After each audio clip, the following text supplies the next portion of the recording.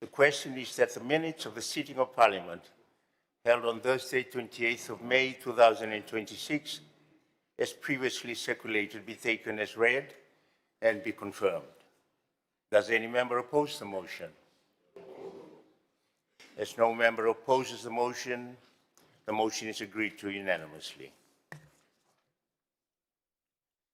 Secretary General. Communications from the Chair. Honourable members, I welcome you all to today's sitting for the delivery of the National Budget Address. I also welcome the members of the Diplomatic Corps, High Commissioners, Ambassadors Extraordinary, and plenipotentiaries, the representatives of Friends of Fiji from around the Blue Pacific and beyond, heads of international and regional organizations, and the heads of corporate bodies and entities, and the rest of our distinguished guests. Thank you for honoring us with your presence. Your attendance today reflects the vibrant democratic spirit that underpins the sustainability of democracy in Parliament. And to our viewers watching live on television or online, we are grateful for your continued engagement and interest in the important work carried out in this House. Honourable members, today's National Budget Address is more than a presentation of numbers and forecasts. It is the government's roadmap for the year ahead, a declaration of intent, a set of priorities, and a blueprint for the development of our nation. The debates that will follow will be for your opportunities, honourable members, to cross-examine these plans and ensure they reflect the aspirations of the people you are here to serve. So thank you, honourable members and distinguished guests. We will proceed accordingly. Secretary General. The Honourable Minister for Finance, Commerce and Business Development to move the first reading of the 2027 to 2026 to 2027 Appropriation Bill 2026. I now invite the Minister for Finance, Commerce and Business Development, the Honourable Esrom Emmanuel, to move the first reading of the Appropriation Bill. Mr. Speaker, sir, pursuant to Standing Orders 99 and 84, Clause 1, I move that 2026 to 2027 Appropriation Bill 2026, Bill number 13 of 2026, be now read a first time. Thank you. Is there a seconder? Honourable Speaker, I second the motion. Honourable Banivalu, please hand the 4 copies of the bill to the Secretary General, Honourable Minister.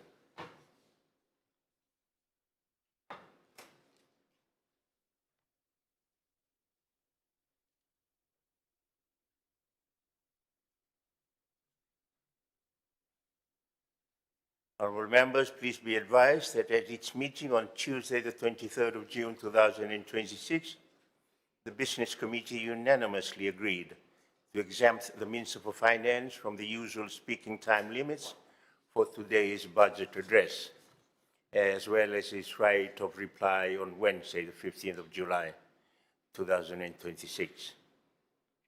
Honourable members and distinguished guests, I now call upon the Minister for Finance, Commerce and Business Development, the Honourable Esrom Emmanuel, to deliver the National Budget Address.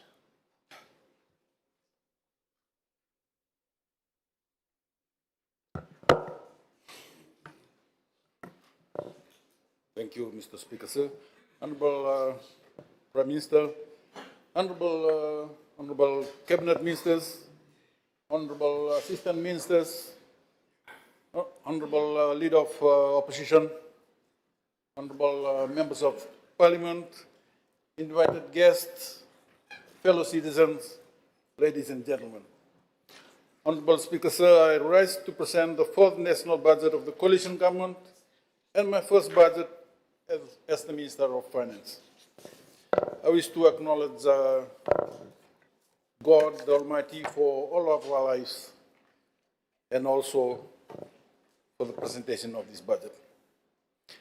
I express my sincere gratitude to the Honorable Prime Minister for the trust and confidence he has placed on me to lead this critical portfolio.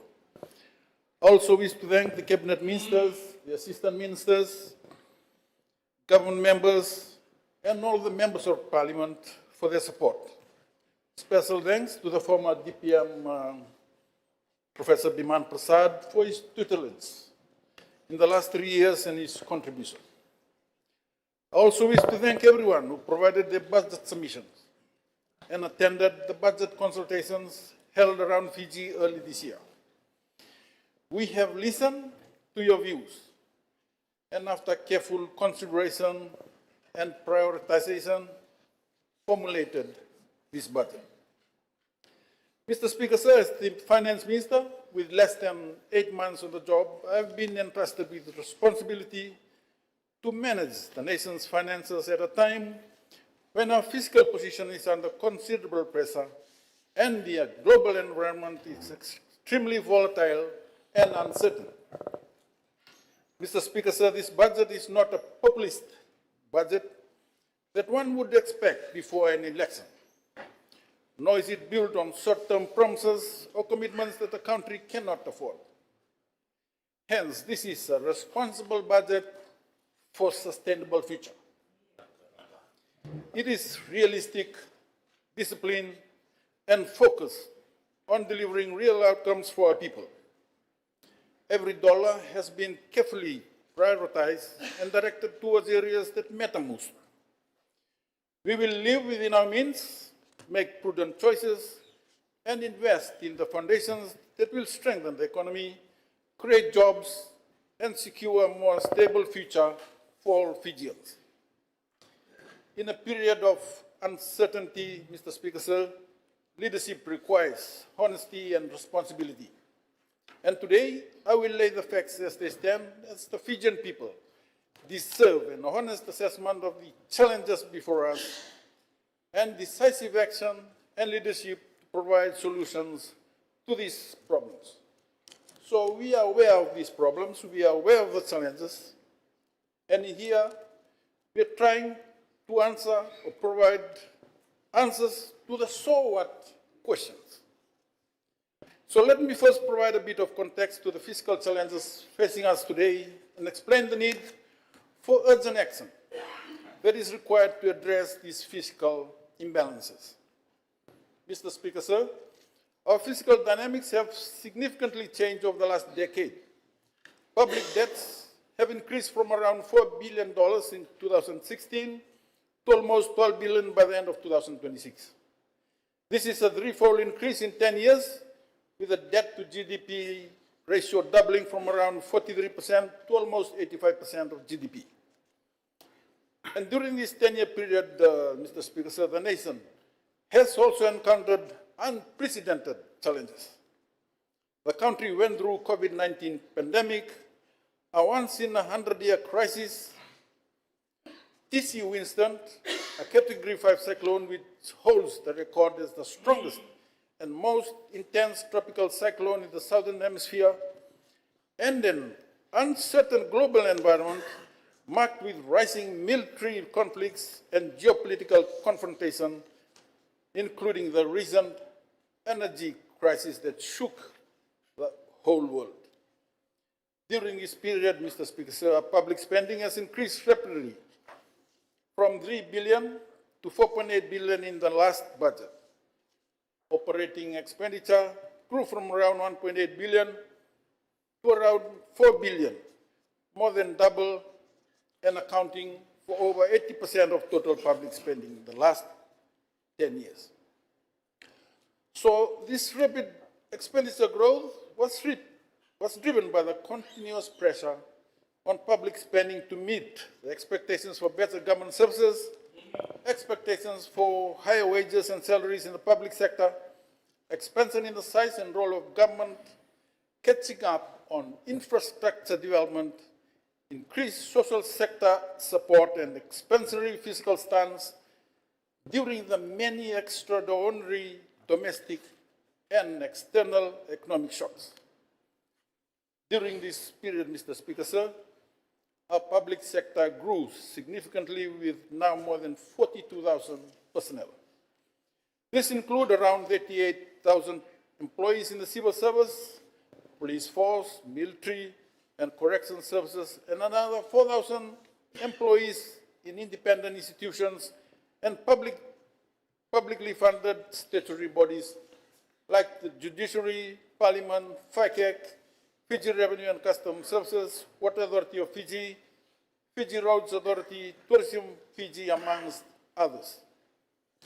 And overall, this is an increase of over 10,000 employees in the public sector during this period, which is now costing the government over 2.3 billion per year in wages and salaries, and cost of support services required to operate the public sector. And this is almost 50% of the total budget.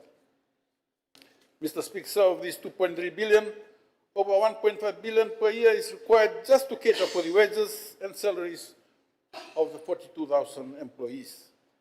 And this is equivalent to almost 6 million per day, almost 60 million per fortnight based on a 5-day working week. To sustain this workforce, a further 800 million per year is required for the provision of office space, vehicles, fuel costs, travel expenditure, electricity, telecommunications, computers, stationery, conferences, training, security costs, repair and maintenance, and other support services.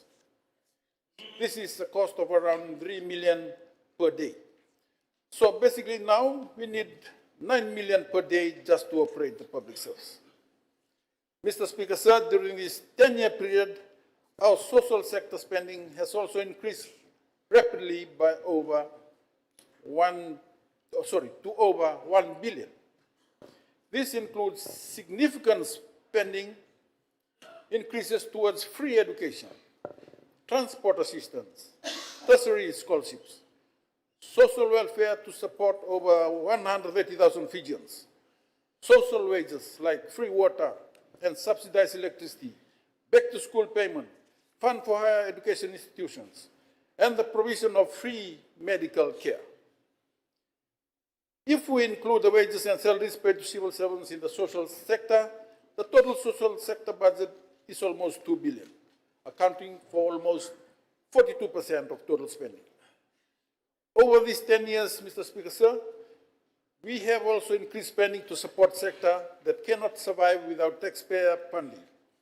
And this includes around 100 million spent annually in the sugar industry for cane support, sugar price support, fertilizer, and farm input subsidies, the planting grant and working capital support to the Fiji Sugar Corporation.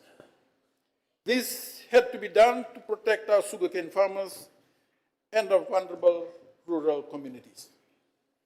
Mr. Speaker, sir, we have also over 320 million debt guarantees exposure with FSC, which may ultimately fall on the taxpayers of this country. And this is on top of the 200 million debt write-off that was recently provided to FSC. And risk from overall government debt, which is around 1.1 billion, have increased and has to be carefully managed. Mr. Speaker, sir, government over the years has also taken up the responsibility to fund municipal council projects which were previously largely funded by the councils from parade collections. As such, taxpayers' funds had to be diverted for the construction and upgrade of municipal markets, roads and drainage infrastructures within the town boundaries, sporting facilities, rubbish collection, and even the payment of salaries for some of the town councils, executives. Mr. Speaker, sir, we also inherited a large number of unpaid debts, including close to 200 million outstanding film tax rebate, outstanding dues to ESP, various incomplete projects like Lautoka Swimming Pool, Govind Park Stadium, FNU campus in Lambasa, and Ratuskuna Park, including ongoing funding commitment like Wallis. Hence, with the rapid growth in our debt level, the interest cost to service our debt has doubled to almost 600 million per year. And this is on top of around 400 to 600 million required to refinance our principal debt repayment as they fall due. All these factors have contributed to the significant increase in overall public expenditure, Mr. Speaker, sir. While revenue also grew during this period from 2.8 billion to almost 4 billion, the pace of expenditure growth had been much faster. What this meant was that government had to continuously rely on increased borrowings to meet the growing expenditure commitments. In fact, we are now confronted with a situation where the gap between our public expenditure and state revenue is growing wider. The average fiscal deficit increased from around 2% in the previous decade to around 6% in the last 10 years.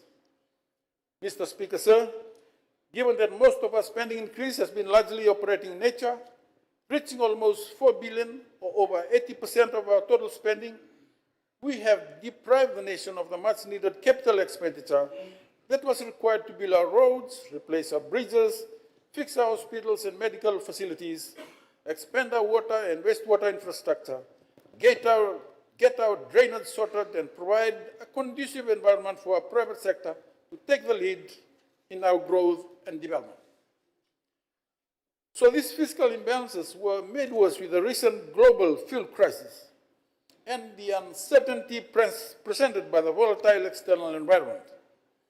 Our revenues plummeted further, making the fiscal situation even more challenging. Mr. Speaker, sir, this chronic challenge of debt fuel expenditure growth at the current rate cannot be sustained. As a nation, we must come together to resolve this. We cannot play the blame game or rant about why we are in this situation. We have to be responsible and solution-oriented. I plead that we don't politicize this issue and call upon everyone to be part of the solution. We need the support and understanding of each and every Fijian. We cannot fall for short-term political gains and populist policies. We need to learn to live within our means. We need to learn to do more with less. And we need to ensure that we deliver the best long-term outcomes for our people. Mr. Speaker, sir, and that is the foundation of our 2026-2027 budget with the theme, a responsible budget for sustainable future.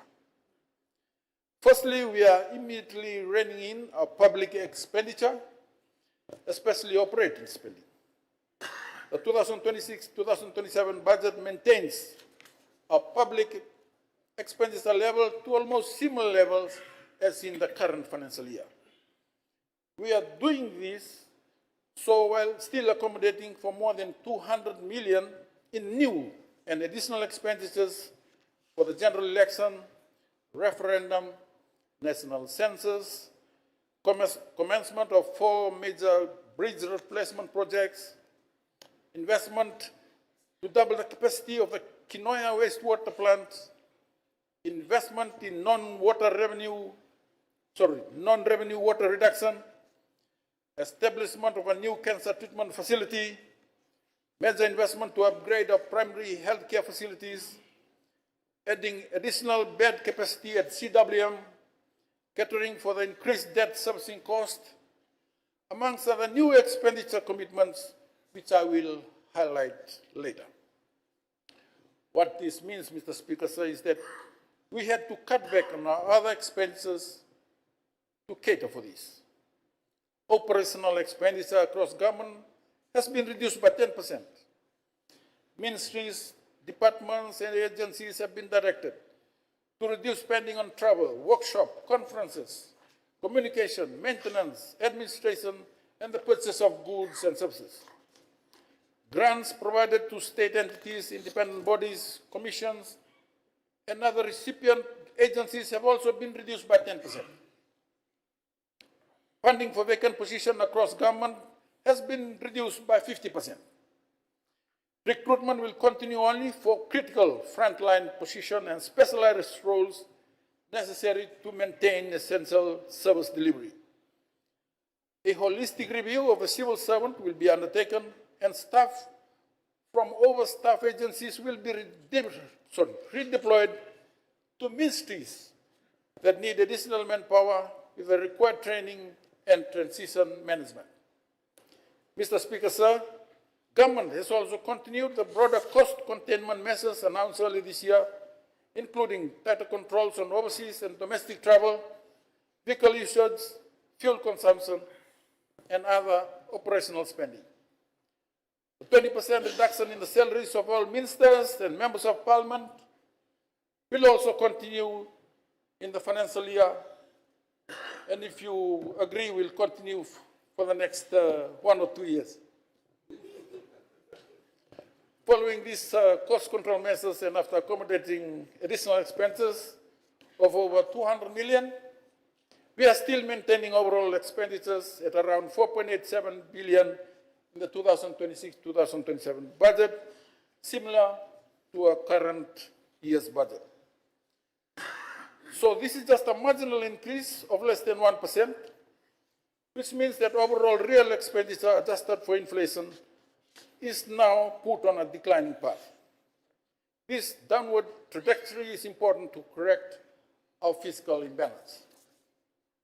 We need to commit to and maintain the strategy of expenditure restraint over the medium term and work out policy measures to ensure that operating expenditures doesn't increase from the current 3.99 billion in the 2026-2027 budget. In fact, Mr. Speaker, sir, if possible, we need to reduce our operating expenditures in nominal terms in the years ahead. However, this would require national consensus and political bipartisanship. Any major reduction in overall spending will require tough decision on the size of the civil service and the overall public sector. Secondly, Mr. Speaker, sir, we are focusing on increasing our spending on capital expenditure. We have commenced with 4 major capital projects in the health sector, road infrastructure, water and wastewater, and flood alleviation, with a total value of over 2 billion to be implemented in the next 4 to 5 years. The financing arrangements for 1.5 billion from these 2 billion capital projects have been secured and signed by the government with our development partners. The other 500 million financing package for the flood alleviation project is in advanced stages. Apart from this, Mr. Speaker, sir, we have also lined up major public infrastructure projects in the area of renewable energy transition, port infrastructure development, and airport expansion. Preparatory works are in advanced stages with a number of development partners already committing significant amount of financing and technical support. The total value of these projects will be over 5 billion, and these projects will be funded through our state-owned entities with government support and guarantees where required. Mr. Speaker, sir, capital spending is critical to improve our infrastructure, build our assets, and national productivity. It will also raise our economic growth. However, increasing investment in capital projects is not just about increasing the capital budget. It requires proper planning and preparation. It requires getting the right capacity, people, and contractors to get the projects implemented. It is about ensuring that the private sector is ready to take on the increased number of capital projects. And it requires the support of our multilateral finances like the World Bank, Asian Development Bank, Asian Infrastructure Investment Bank, Japan International Cooperation Agency, and the Australian Infrastructure Financing Facility for the Pacific to undertake proper due diligence, feasibility and planning before any loan funding is provided for such capital projects. Mr. Speaker, sir, in this budget, we have started this process. A total capital budget for 876 million has been allocated in the 2026-2027 budget, including 110 million for the project I have highlighted previously. Capital spending will significantly increase as we progress from design and tender stage to actual implementation of the above projects. With this, Mr. Speaker, sir, we target to double our capital spending in the short to medium term, bring the OPEX to CAPEX mix to 70-30 ratio. I will provide more details on these capital projects later during my address. Thirdly, Mr. Speaker, sir, we need to protect and grow our revenues. Unfortunately, following the impact of the global recent fuel crisis, our tax revenues is projected to decline to 3.3 billion, almost 200 million lower than earlier anticipated. Therefore, overall revenue, which includes tax and non-tax revenues, is estimated at around 3.82 billion in the 2026-2027 budget. With a total revenue of 3.82 billion and total expenditure of around 4.87 billion, the fiscal deficit is set at 1 billion or 7% of GDP for 2026-2027 budget. Subsequently, public debt is projected to increase to around 12.6 billion by the end of July 2027, equivalent to around 84.8% of GDP. Mr. Speaker, sir, for this budget, we have kept the fiscal deficit at 10% of GDP as a counter-cyclical response to the global fuel crisis. This was required to sustain our expenditure at current levels, with revenue levels projected to be 200 million lower, and yet accommodating additional new expenses of around 200 million.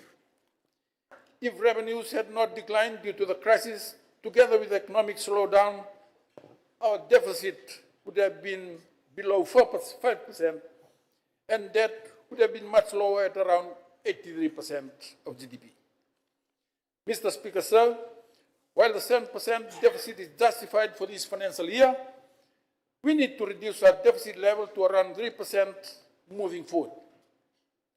With a 3% deficit, our debt to GDP ratio will decline much faster, and government will be able to finance its deficit without putting pressure on the domestic market or getting overly reliant on external debt. However, Mr. Speaker, sir, there are basically only two options to reduce our deficit levels. Either we cut back on our expenditure level or increase the level of revenue. But we cannot and should not try to increase our revenues by merely increasing taxes. That is not an option, as it will worsen the cost of living challenges, further add to the cost of doing business, and slow down the economy further with negative consequences for all. What we need to do is to grow the economy, which will subsequently increase the tax revenues. To achieve this, we have to keep our tax regime stable, with focus placed on supporting the private sector to take the lead. We need to ensure that we create an enabling environment to support the private sector, undertake investments for business expansions and new investments. We need urgent action to ensure that we provide confidence and the prerequisite for our private sector to thrive, ensuring that processes are streamlined and bureaucratic red tapes eliminated. We need to deal with the skills gap in the country. We need to address our productivity and competitiveness challenges. We need to deal with drugs and HIV crisis. We will have to create new opportunities and nurture and grow new businesses to support economic diversification. Mr. Speaker, sir, our major institutional investors like the Fiji National Provident Fund, Fijian Holdings, BSP Life, Unit Trust, provincial councils, and other investors who have the capital will have to take the lead. Major state entities like Energy Fiji Limited, Fiji Airports Limited, Fiji Ports Corporation Limited, Fiji Roads Authority, and Water Authority of Fiji will have to ensure that the supporting infrastructure is provided to support the expansion and growth. Public sector investment will have to complement this strategy with investments in road, bridges, jetties, water and wastewater infrastructure, health facilities, housing, drainage, and better waste management. Apart from increased funding, We need to urgently revamp public sector capacity to deliver on major capital projects and ensure timely implementation and value for money. Mr. Speaker, sir, without a private sector-led growth, Fiji cannot achieve its National Development Plan growth target of around 5% per year. Post-pandemic, we have had 4 consecutive years of growth, which is positive. But we have not been able to reach the growth target of 5%. The global fuel crisis worsened the situation and put the economy under more pressure. Subsequently, growth for 2026 has been revised down to 1.5%, lower than the 3% earlier anticipated. Growth is expected to average around 3% in the years ahead. However, Mr. Speaker, sir, as I've said earlier, we have to reverse this trend. Not everything is doom and gloom. The progress on the peace deal between the United States and Iran is a positive development. With the opening of the Strait of Hormuz, although with some challenges and subsequent reduction of fuel prices to below US $80 per barrel is a welcome relief. FCCC will soon announce major reductions in domestic fuel prices for July and following months, which should ease our inflationary pressures and cost of business as well. Mr. Speaker, sir, we already have a strong pipeline of private sector projects with 254 active investment projects valued at approximately 8.9 billion across key sectors of the economy. Of these, 116 projects are under construction, 87 are on the pre-development stage, and 81 are at the conceptual stage. The investment portfolio includes several landmark developments that continue to define the scale and quality of Fiji's investment landscape. Key projects include the Carpenters Fiji, introducing the Hilton Garden in Suva, Sofitel Fiji Resort and Spa, Watutalei, the Jewel in Nandi, the Crown Plaza Wailolo Hotel, the Radisson Mirage Resort in Naisoso, Wananabu Resort in Rakiraki, Coral Beach Resort and Spa, and Bualiku Hotel in Lambasa, all reinforcing strong confidence in Fiji's tourism and hospitality sector. In addition, some of the major projects completed and currently operating include FHL Towers in Suva, Ramanda & Co in Labasa, the Naval Base in Lami, Buvali Plaza in Nandi, Orion Distribution Center in Lotoka, and Sun Insurance Center in Nandi. Other major developments include the Staghorn Submarine Cable Project in Natandola to support digital infrastructure growth. And also we have the Linders Business Park in Asinu as a significant mixed-use commercial hub. Also the 6-star resort in Nasawa by the Kirsner Group and Emerald Bay in Andawa undertaking a mixed integrated real estate, housing, and tourism development. Mr. Speaker, sir, Cabinet has established a high-powered task force to fast-track investment projects. The task force will play a facilitative role by bringing together investors and relevant approval agencies to identify and resolve bottlenecks in a timely manner. However, this initiative will not bypass any laws, regulations, or requirements. Rather, it will promote a more coordinated, solution-oriented, and efficient decision-making process to support investment and economic growth. In addition, Investment Fiji and the Ministry of Immigration have agreed to work together to fast-track the issuance of investor permits. Investment Fiji will provide a pre-engagement letter to to the Ministry of Immigration containing information required to process investment permit specification. Mr. Speaker, sir, our macroeconomic fundamentals remain strong. The financial sector is well capitalized and secure. The low interest rate environment supported by accommodative monetary policy provides a conducive environment for investment. our exchange rates remain stable with a strong foreign reserve positions.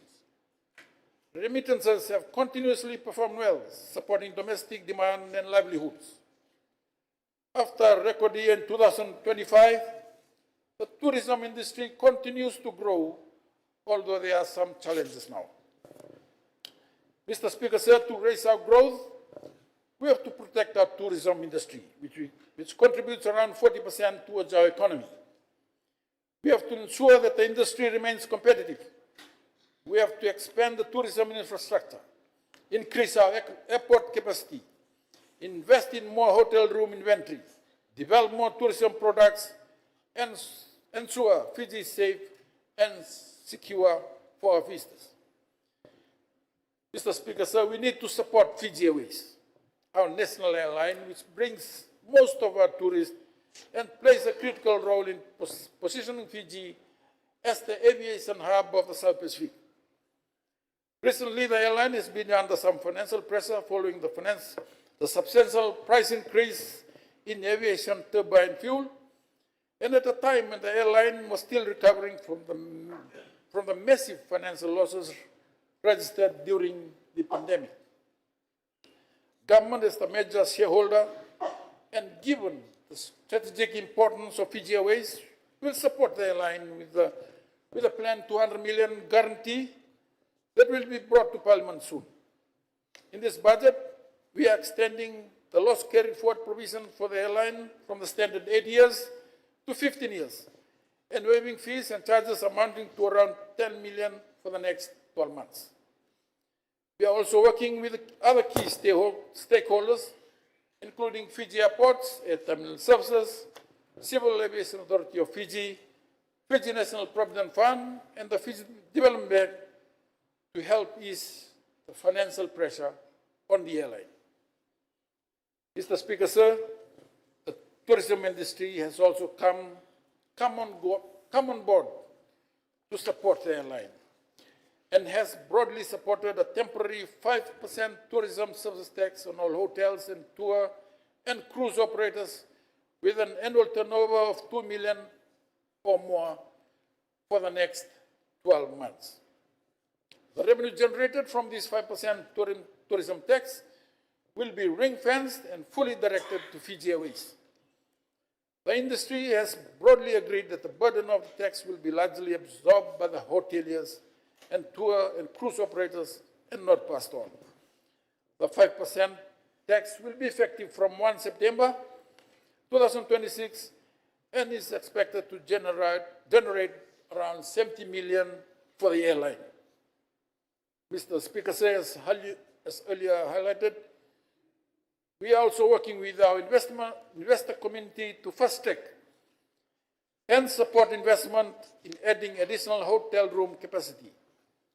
Major hotel investment will add around 5,500 rooms, with these hotel projects valued at over 3 billion. Of these 5,500 rooms, around 1,400 are in construction stage and will be completed in 1 to 3 years. 2,500 rooms, those in pre-development stages, and around 1,600 rooms in conceptual stages will be completed in over 3 years. Additional room capacity will set the foundation to grow the tourism industry further. Mr. Speaker, Sir, Fiji Airports is also undertaking a transformational aviation infrastructure program that will strengthen Fiji's position as the gateway to the Pacific.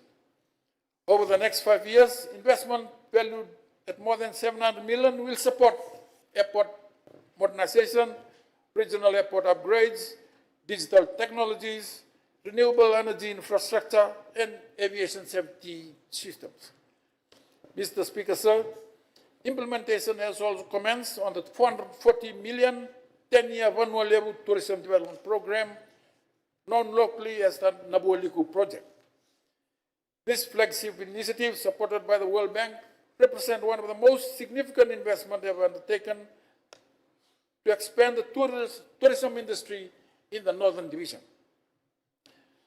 The first phase of the program will finance strategic investments in roads, airports, water supply, sanitation, energy, and waste management infrastructure across Puno Levu and Tabeuni.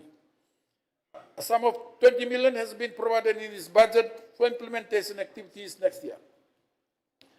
Government will also continue advancing the Nandi River flood alleviation project. This project, estimated to cost approximately 400 million, is being supported by the Australian Infrastructure Financing Facility for the Pacific, the Japan International Cooperation Agency, or JICA, and the Asian Development Bank. This project will provide long-term flood protection for Nandi Town and the lower floodplain, which is critical to protect the tourism industry and our people in Nandi. A sum of 3 million is allocated in this budget for the initial preparatory work. Mr. Speaker, sir, secondly, energy security and access to electricity is a major prerequisite for growth and development. The current fuel crisis has made the need for renewable energy transition even more urgent. Without reliable and affordable electricity, we cannot have sustained growth and economic expansion.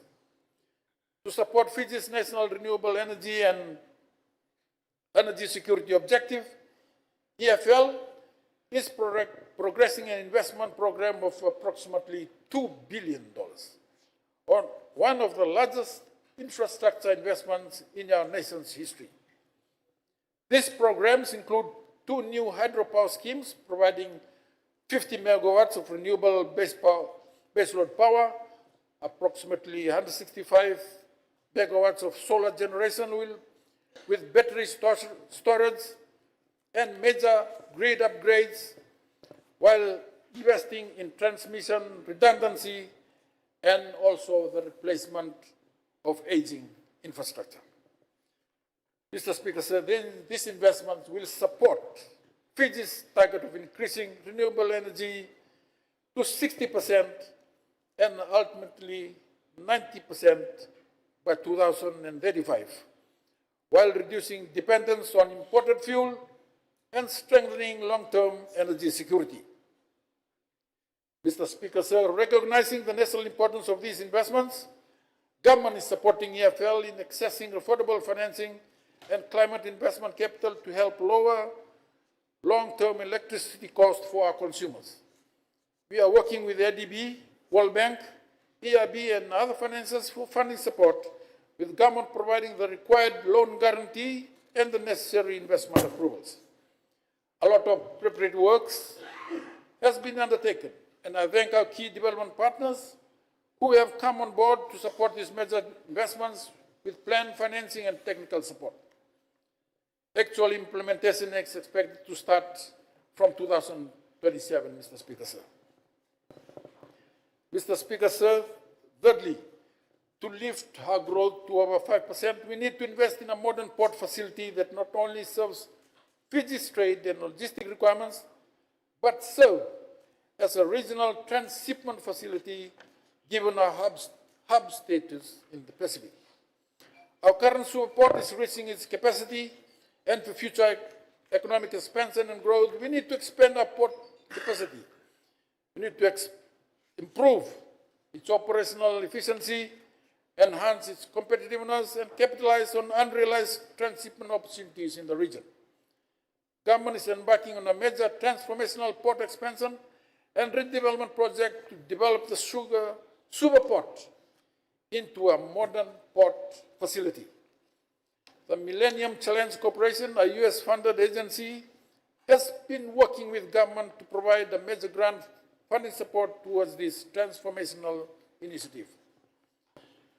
Other financing partners, including the Government of Australia and the Australian Infrastructure Investment Financing Facility for the Pacific, and the other multilateral institutions, stand ready to complement the funding requirements.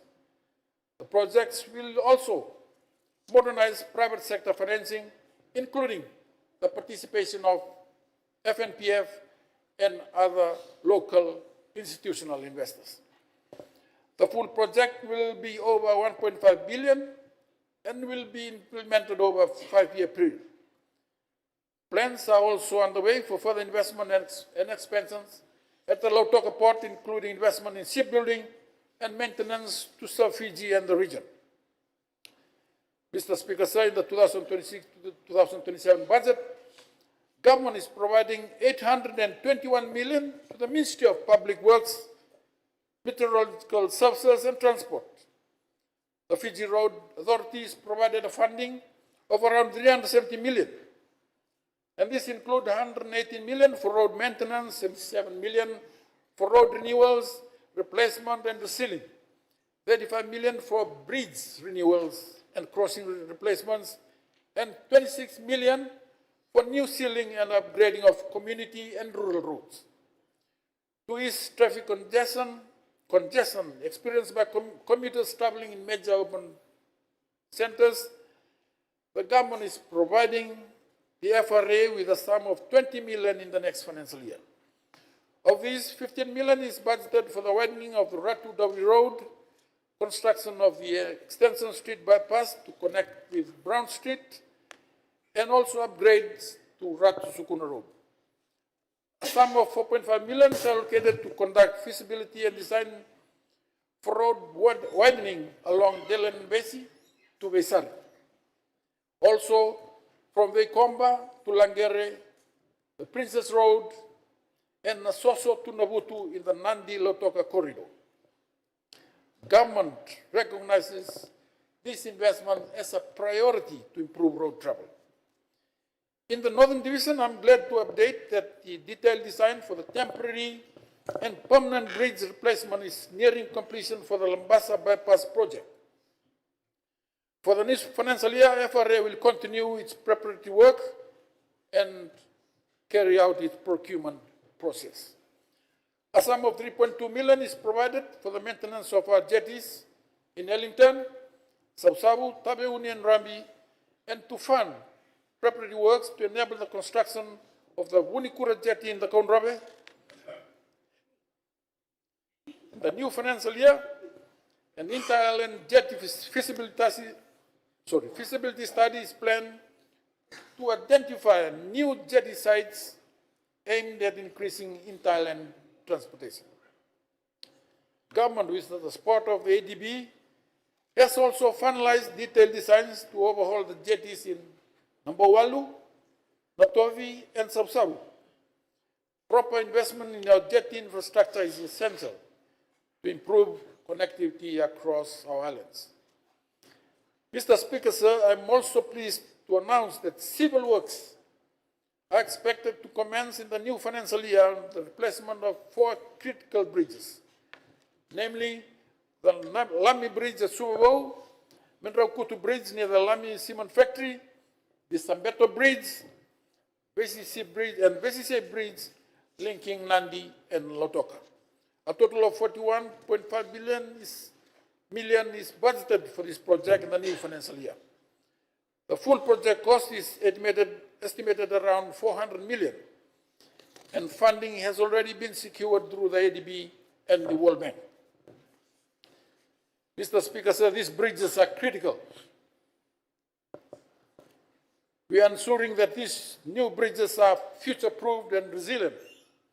The new designs include wider spans, increased load capacity, and most importantly, enhanced climate resilience. Works are also in progress to finalize detailed designs of 6 other critical bridges in the next financial year. This includes the planned replacement of the Sawani Bridge in Naitasiri, Motomoto, Lomo, and Lambasa bridges earmarked in the next phase. A total of 14.9 million is budgeted for the construction of new bus shelters along the Queens and Kings Road, as well as footpath and frontage ceiling to improve safe accessibility to the schools and villages. Mr. Speaker, sir, rural connectivity continues to remain a key priority for this government. We are working with the government of China to upgrade approximately 82 kilometers of rural roads and the construction of 22 bridges with a focus on strategic corridors such as Nambowalu, Wailebu West Coast, and Atewa West roads. Works are expected to commence during the later part of the year. Apart from this, government is also working with the Asian Infrastructure Investment Bank to undertake a major capital investment to strengthen the climate resilience of rural roads and water infrastructures. Government has secured approximately 6.4 billion from AIIB to facilitate detailed feasibility studies on identified sites and is working on a US $100 million rural road and water infrastructure financing package. Mr. Speaker, sir, government is also providing around 17 million to the various government within the Ministry of Public Works to implement targeted capital investments to improve rural road access, water supply, and electricity service, and to support the delivery of public services in the rural and outer islands. Mr. Speaker, sir, we inherited a critical crisis in the water sector with an aging water infrastructure where 50% of the water is lost through leakage. While the VRIA project has helped add additional capacity, we need to focus on leak reduction and further additional capacity in the future. Our wastewater sector is facing even greater challenges with urgent investment requirements.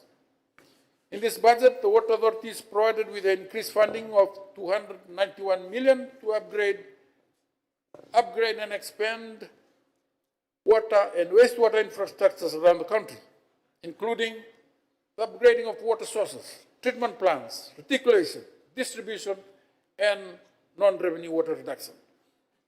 Government is providing the Water Authority of Fiji with 81.4 million to maintain ongoing efforts to upgrade and expand our water infrastructure. Major projects include 7 million budgeted for civil works and installation of a 20 megaliter package plant at the Tamavua water treatment plant.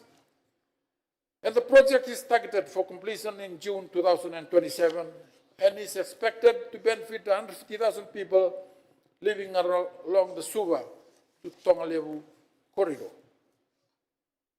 A sum of 10 million is allocated for the installation of 11.73 kilometers of new water mains, construction of a state-of-the-art pump station, and 2 5-megaliter reservoirs.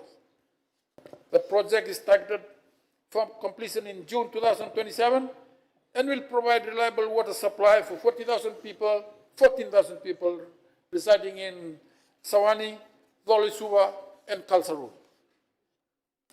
To meet future demand for safe, reliable water supply in the greater Suva area, 1.2 million is allocated for pipeline realignment from Savura pump station to Tamavua water treatment plant. And a further 2 million is budgeted for the preparatory work for the expansion of the Viria water treatment plant from 40 megaliters to 80 megaliters as part of phase 2 investments. These investments in the future will benefit 244,000 people living in the Suva-Nosori corridor. In addition, Mr. Speaker, sir, the Water Authority of Fiji has begun work on the development of a new water treatment plant in Navua, as well as a new water supply scheme in the Waindo area, which will cover an area from Namboro to Nambukavesi, with the potential to extend towards Tongalevu and the Melimeli in Navua, benefiting a population of around 11,000. Furthermore, Water Authority of Fiji is looking into extending water supply from Veinunga to Kasavu in Taileu.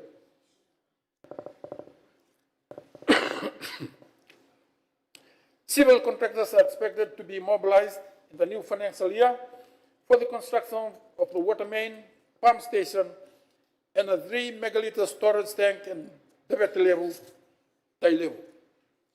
In the Western Division, the upgrading of water infrastructure is in progress at the Dekati Feeder Road, Punda, and Warimbatia.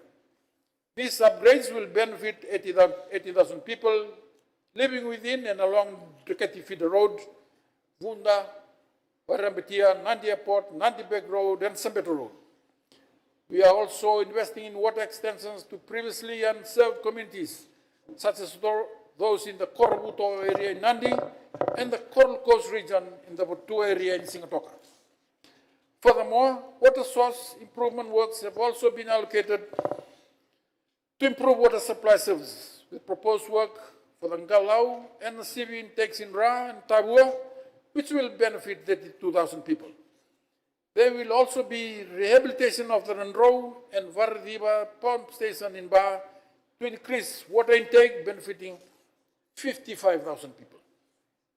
In the Northern Division, we are upgrading the Benau water treatment plant, undertaking water mains upgrade to Rara and Bolanau in Labasa, construction of a new storage reservoir at Ravi Ravi, and carrying out improvement works for Nine River in Sausavu.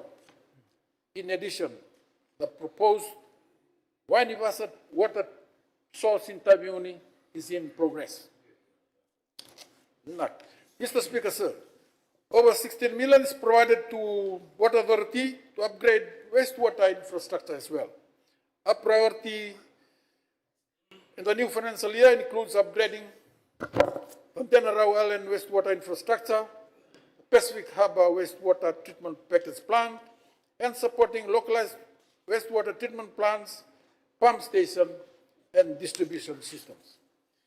In response to these pressing challenges in the water and wastewater sector, Mr. Speaker, sir, we are partnering with ADB on a 300 million Healthy Oceans and Water Security Improvement Project over a 4-year period. This investment aims to double the capacity of the Kinoya wastewater treatment facility to 36,000 cubic meters per day, reduce non-revenue water leakage from 50% to 20%, and improve coastal health and water security. Around 28 million is budgeted in this financial year for this project. Mr. Speaker, sir, as part of this project, Water Authority will establish a regional water academy to build the technical and vocational skills required to manage water supply and the wastewater operations. This initiative is funded by a 10 million grant from ADB. To maintain and increase rural water supply across Fiji, the Water Authority is provided a funding of 10.5 million. And Mr. Speaker, sir, Water Authority is also in the progress of formulating an infrastructure development charges framework to support economic development by catering for the growing demand for water and wastewater services for non-residential developments through a more sustainable and equitable cost-sharing mechanism. Mr. Speaker, sir, an allocation of 38.8 million is provided to the Land Transport Authority to improve transport services delivery and enhance road safety across the country. This funding will cater for development of an integrated IT system, revamp e-services platform, and complete the Lambasa restoration project. Mr. Speaker, sir, the upgraded Nonda LTA platform will enable customers to conveniently access key services online, including renewals of driver's license and payments, thereby significantly reducing the need for in-person visits. Government will provide an exemption on outstanding wheel tax and road user levy for vehicles that have been off-road for a period of time or are in unworthy conditions and are presented to LTA for fitness and renewal. The amnesty is intended to assist vehicle owners who have accumulated arrears in wheel tax and road user levy payments over time. Mr. Speaker, sir, an allocation of 9.3 million has been provided to MSAF, or Maritime Safety Authority of Fiji, and 1 million is provided for the construction of a lighthouse on Andua Island, Makuluva Islet, Tabeuni Buna Point, and Kandabu, Cape Washington. These critical investments will significantly improve navigational safety for both local and international vessels operating within Fiji waters. Mr. Speaker, sir, investment in our health sector has lagged behind due to years of neglect and underinvestments. In the 2026-2027 budget, a total funding of 647 million is provided to the health sector. Of these, 477 million is provided to the Ministry of Health to fund the salaries of doctors, nurses, and allied health professionals, procurement of medicines and medical supplies, and purchase of medical equipment. Mr. Speaker, sir, government is embarking on a major 500 million health project, namely Pacific Healthy Island Transformation Project, known as FIT, with the support of the World Bank, Asian Development Bank, and OPEC Fund. This is a major step towards a significant transformation in Fiji's health system. Over the next 12 to 18 months, we will be focused on some significant deliverables. Firstly, we will establish Fiji's first radiotherapy and cancer treatment center at CWM Hospital. Construction will begin in the year ahead with completion over the following years. The facility will house linear accelerator technology and chemotherapy capacity to treat up to 60 patients daily. This will reduce reliance on overseas referrals and provide life-saving opportunity for our people.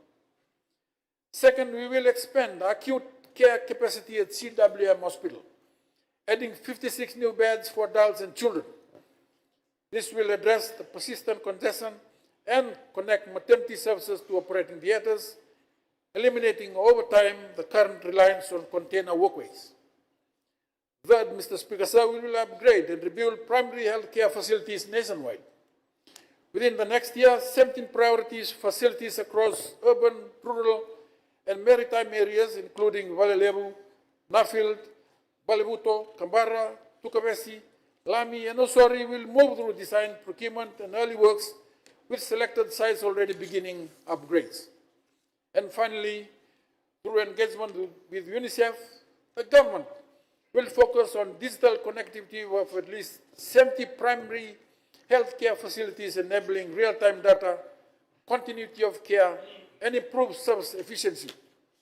We will also roll out online training programs to strengthen frontline health worker capacity and establish a national AI risk mitigation framework.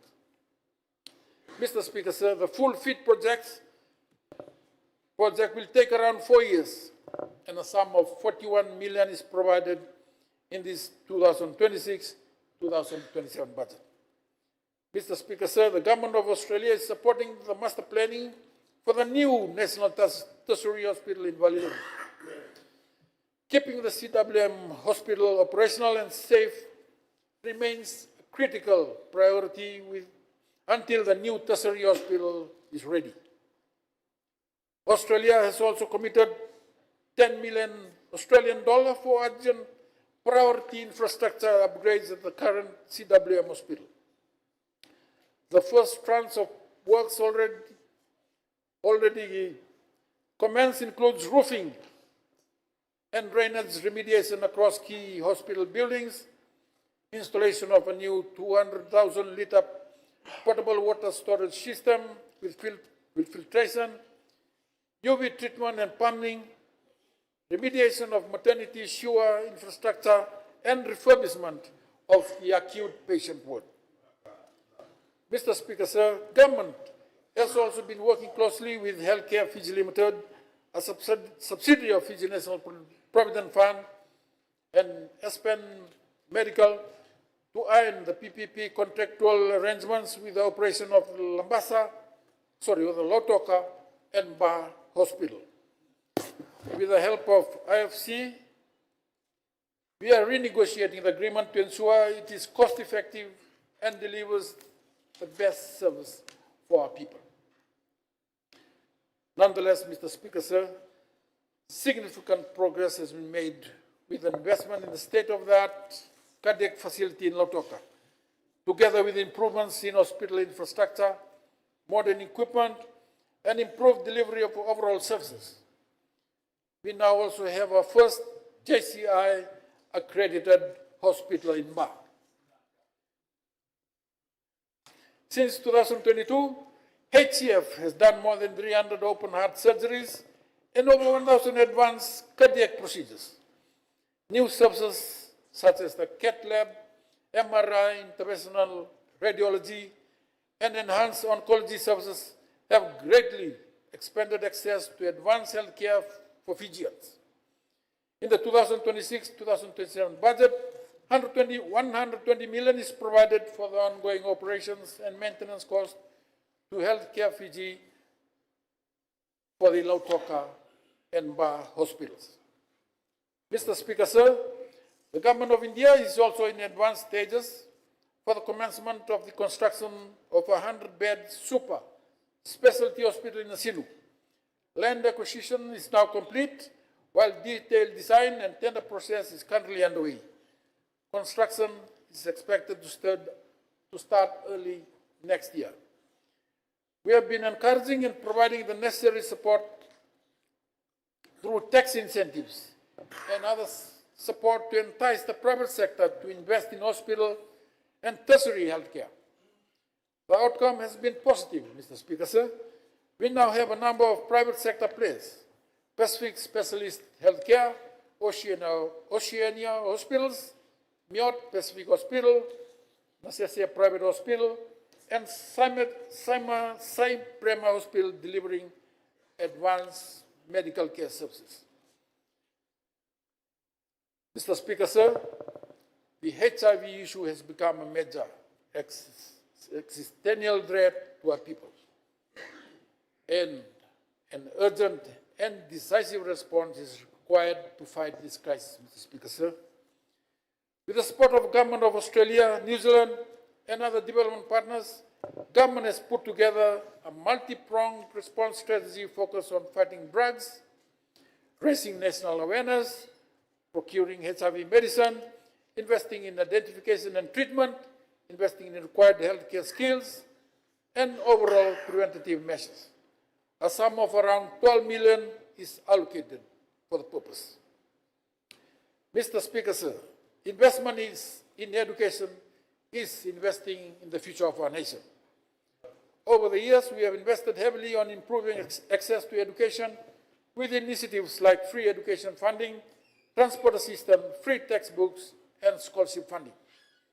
Focus will now be on improving the quality of education, improving the employability of our graduates, meeting the skills need of our country, teacher welfare and retention, holistic education development that focuses on character building and achieving value for money for the investments in the education sector. Mr. Speaker, sir, the education sector is provided a budget of 883 million, the largest funding accounting for 18% of the budget. The Ministry of Education is allocated 708.3 million. This includes 434 million for the salaries and wages of over 13,000 teachers.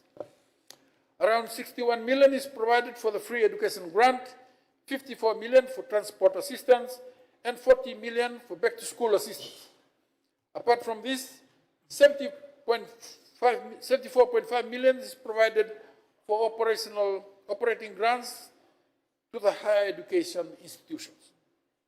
Mr. Speaker, sir, the operating grants to these institutions have been allocated based on the recommendations of the Fiji Higher Education Commission.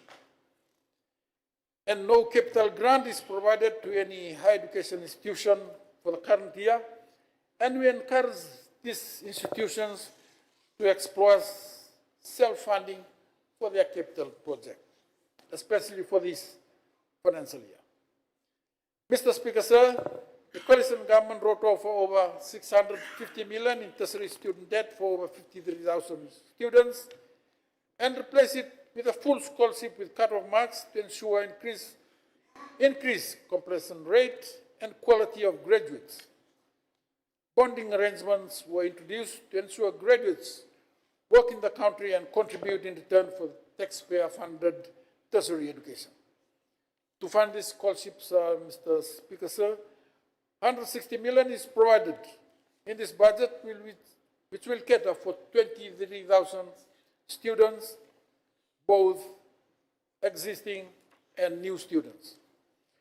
To better align scholarship with national priorities, several scholarship schemes will be modernized and rebranded, while scholarship places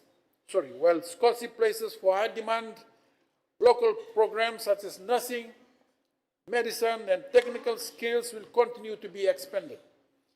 Greater support will also be provided to students from rural, remote, and maritime communities, students with disabilities, and those pursuing technical and vocational qualifications in national priority areas. Mr. Speaker, sir, government is also strengthening accountability within the scholarship program. Scholarship recipients will be expected to maintain satisfactory academic performance, while new measures will improve completion rates, strengthen financial accountability, and ensure that public investment delivers high-skilled graduates who can contribute meaningfully to Fiji's development. To better respond to changing labor market demands, government will introduce a new postgraduate diploma scholarship scheme to support professional upskilling in priority sectors while continuing support for in-service public sector scholarships, apprenticeship programs, and technical skills training. This initiative will help address critical skills shortages, improve productivity, and strengthen Fiji's long-term economic resilience. Mr. Speaker, sir, access to housing remains a challenge, especially in our major urban centers. Government is working through the Housing Authority and Public Rental Board to expand the supply of residential lots and housing units for the low and middle income owners. Housing Authority is working towards providing more than 2,900 residential lots and around 1,800 completed houses for sale in Napani, Panibuku, Tawilevu, Tabakumbu, Tavua, Wairambetia, Tavirua, Wangandra, Waila, and Vekomba. We are also working with PRB to invest in more low-cost housing projects. Apart from Housing Authority and PRB, government is also collaborating with other key partners like Habitat for Humanity, HUT, Kuraipita, and other private sector partners to deliver affordable housing solutions. And also we encourage our institutional investors like FNPF and Fijian Holdings, BSP, to help increase the availability of affordable residential lot and housing in Fiji. Other private sector investors should also come on board.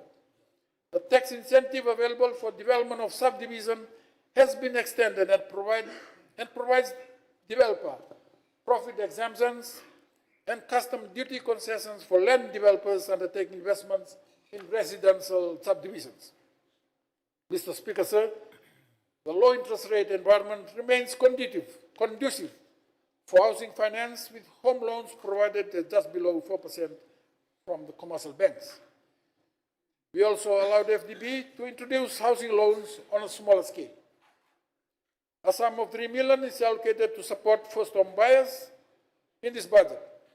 Government has approved a revised structure for the First Home Ownership Assistance Program to enhance housing affordability for low and middle income households.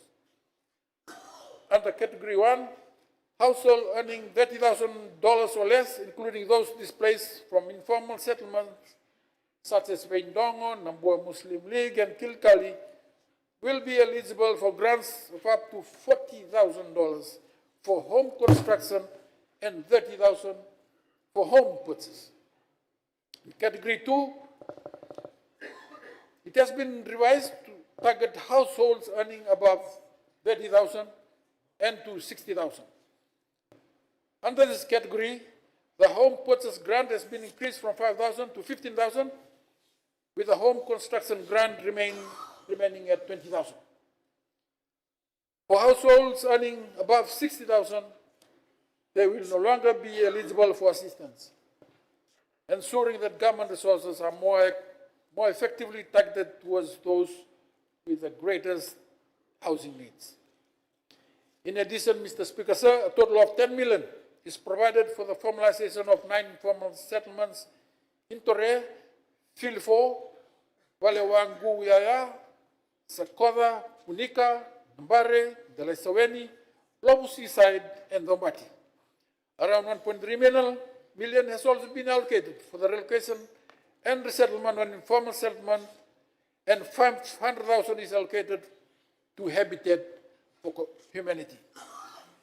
These projects, Mr. Speaker, sir, will assist the Ministry of Housing to deliver civil works for the relocation and resettlement of 1,200 households from Vendongo, Namboa Muslim League, and Kilkali to Cornivia and Mokosoi Greenfields. Mr. Speaker, sir, the Ministry of Women, Children and Social Protection has provided total funding of 211 million. This will cater for welfare support to over 130,000 Fijians, including our vulnerable children, elderly, disabled, and the rural pregnant mothers.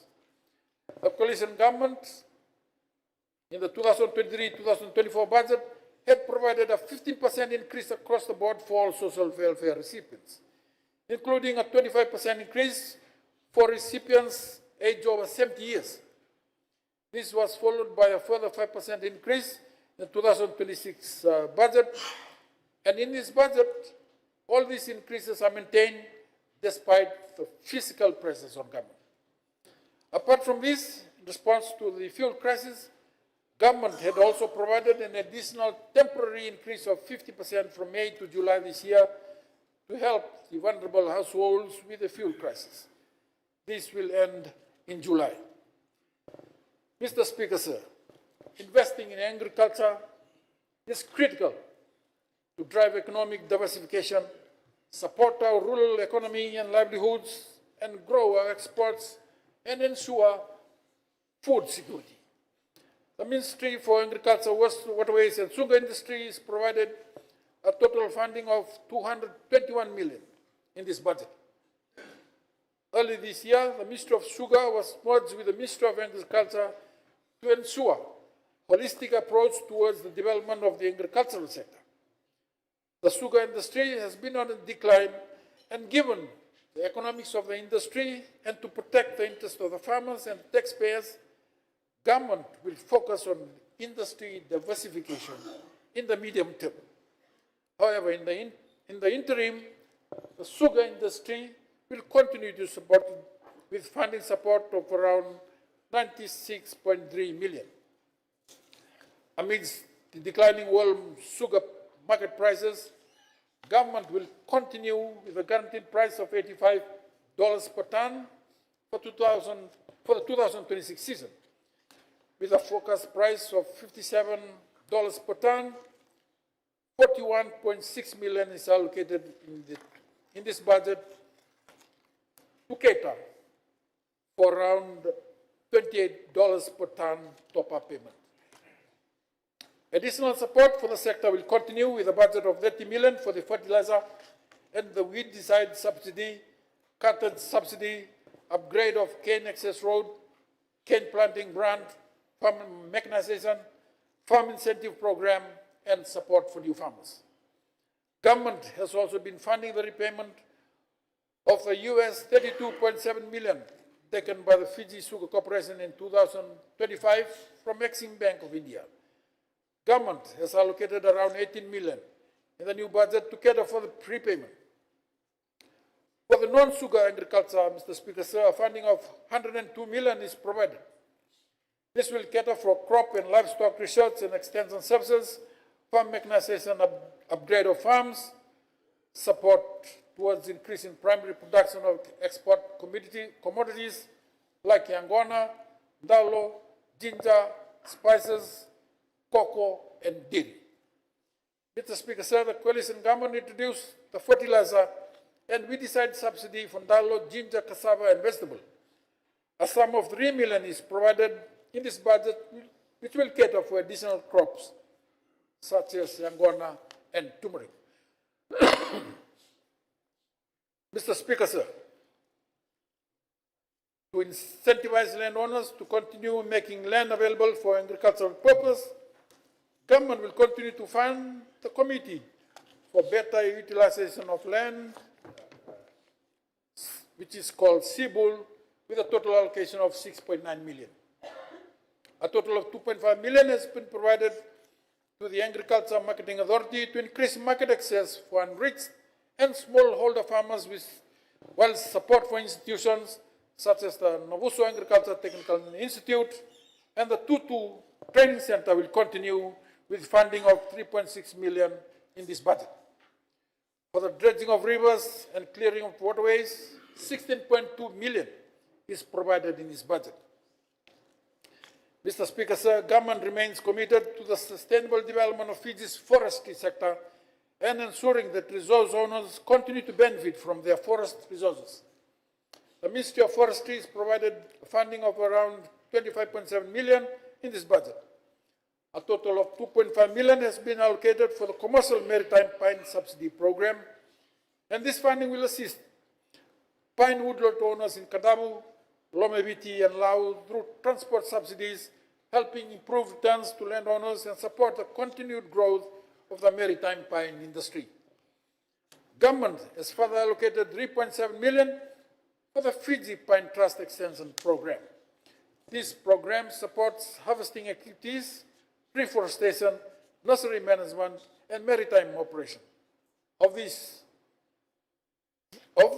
2 million is provided for the construction of the Wanyambia jetty in Lakemba to improve transportation and logistics and support broader economic opportunities in the maritime region. The Maritime Pine Development Program is provided 1.5 million to support rehabilitation and development activities across Kandabu, Mode, Moala, Lebuka, and Lakemba. The program includes the construction of staff quarters and office facilities, renovation works, harvesting operations, timber processing, and capacity building initiatives. Mr. Speaker, sir, government will continue implementing the RED Plus program with an allocation of 500,000 to support sustainable forest management, to reduce emissions from deforestation and forest degradation, and position Fiji to access international climate financing opportunities. And finally, Mr. Speaker, sir, 196,000 has been allocated towards Fiji's mahogany development to support the sustainable management, assessment, and development of Fiji's mahogany resources, ensuring long-term benefits for resource owners and the continued growth of this high-value industry. We are also introducing a 5-year tax holiday for businesses investing at least 5 million in new mahogany processing facilities. This initiative will support value-adding, downstream processing, and employment opportunities within Fiji's forestry sector. Mr. Speaker, sir, the Ministry of Fisheries has been allocated a total budget of 28.4 million this year to support aquaculture development, seaweed farming, pearl oyster development, offshore fisheries management, construction of ice machines in Vanuatu and Lebuka, construction of fishery stations in Dawaro, Koro, and Matakunea, and preparatory works for Natovi Fishery Station. A new allocation of 5 million has been provided for the Tuna Development Fund. This initiative will support Fiji's tuna industry during periods of high operating costs and market uncertainty, helping to maintain fishing operations, protect employment, as well as sustain our export earnings.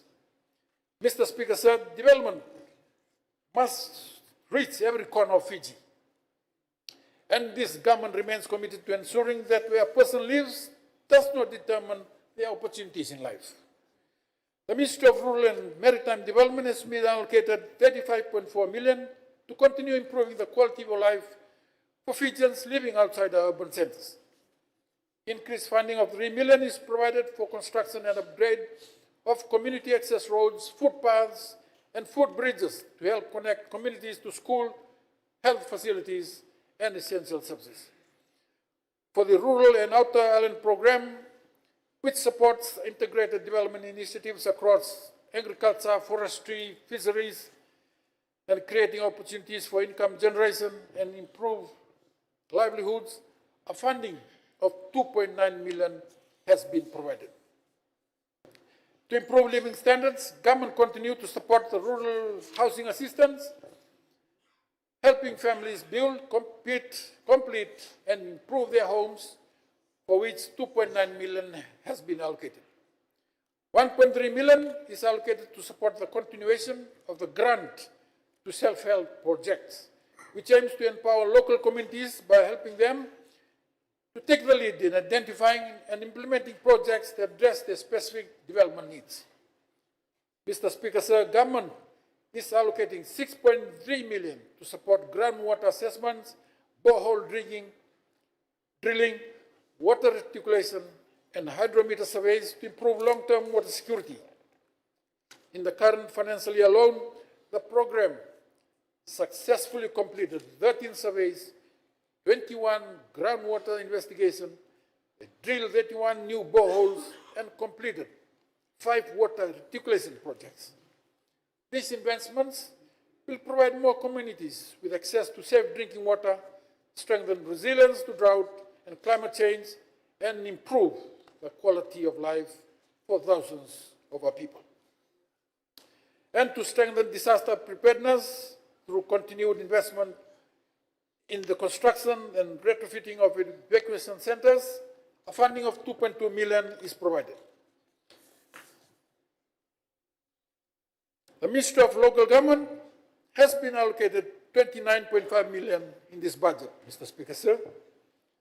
To improve service delivery, the Ministry will continue to streamline development approval process and reduce delay for building, subdivision, and rezoning applications.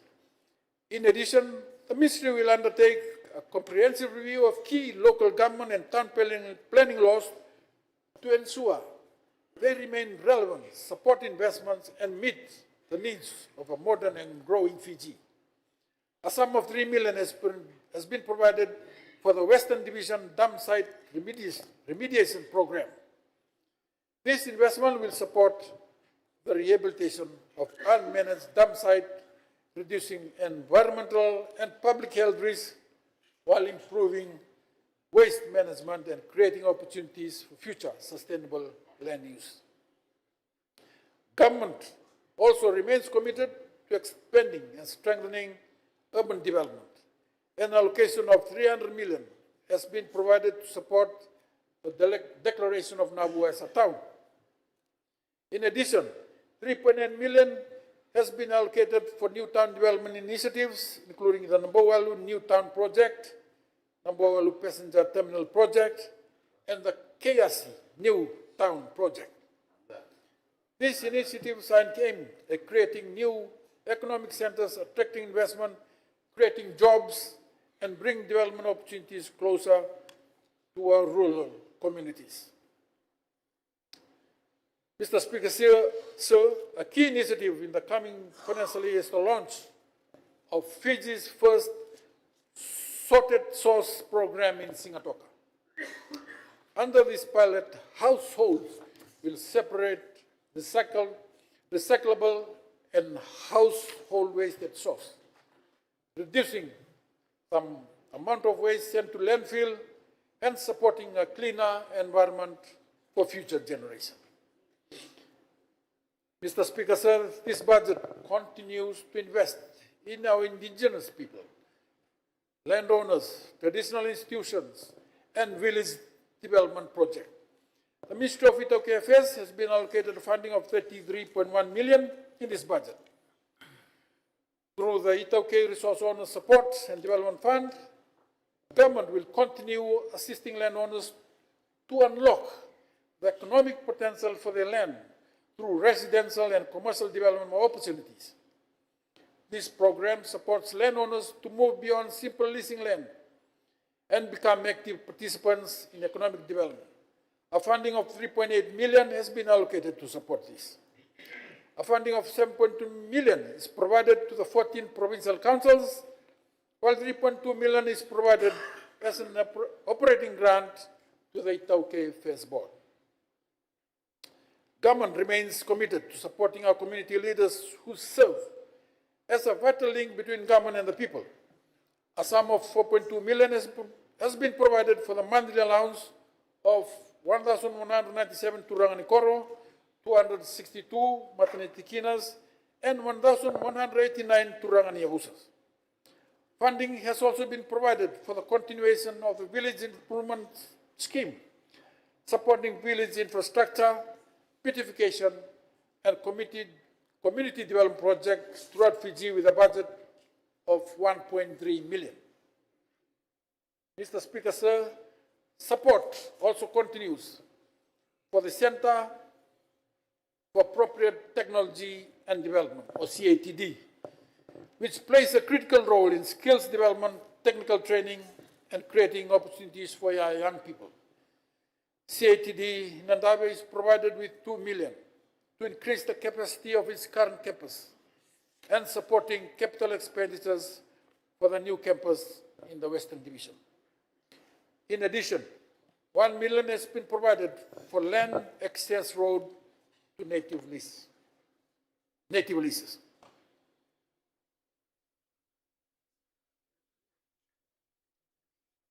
Mr. Speaker, sir, the Fiji Police is critical to maintain law and order and safety for our Fijians. A total budget of 226.5 million is provided to the Fiji Police Force. The first phase of the recruitment of 588 additional officers was completed in this financial year, taking the force size to over 5,000. This added strength should now provide additional capacity to maintain law and order. Government will provide funding for an additional 588 officers, as committed earlier. For now, the force will focus on filling in around 400 vacant positions to increase its manpower. Mr. Speaker, sir, the Republic of Fiji military forces remains central to safeguarding Fiji's sovereignty, security, and national interests while contributing actively to regional and global peacekeeping and security efforts. In the next financial year, RFMF has allocated a sum of 152.6 million. A key focus of the funding to the military is to enhance Fiji's ability to combat transnational crime, particularly through its role in the Joint Counter-Narcotics Task Force. Increased funding as well, Mr. Speaker, is provided for maritime surveillance and border protection, including interagency coordination. Mr. Speaker, sir, the Fiji Correctional Services provided a funding of 64.7 million.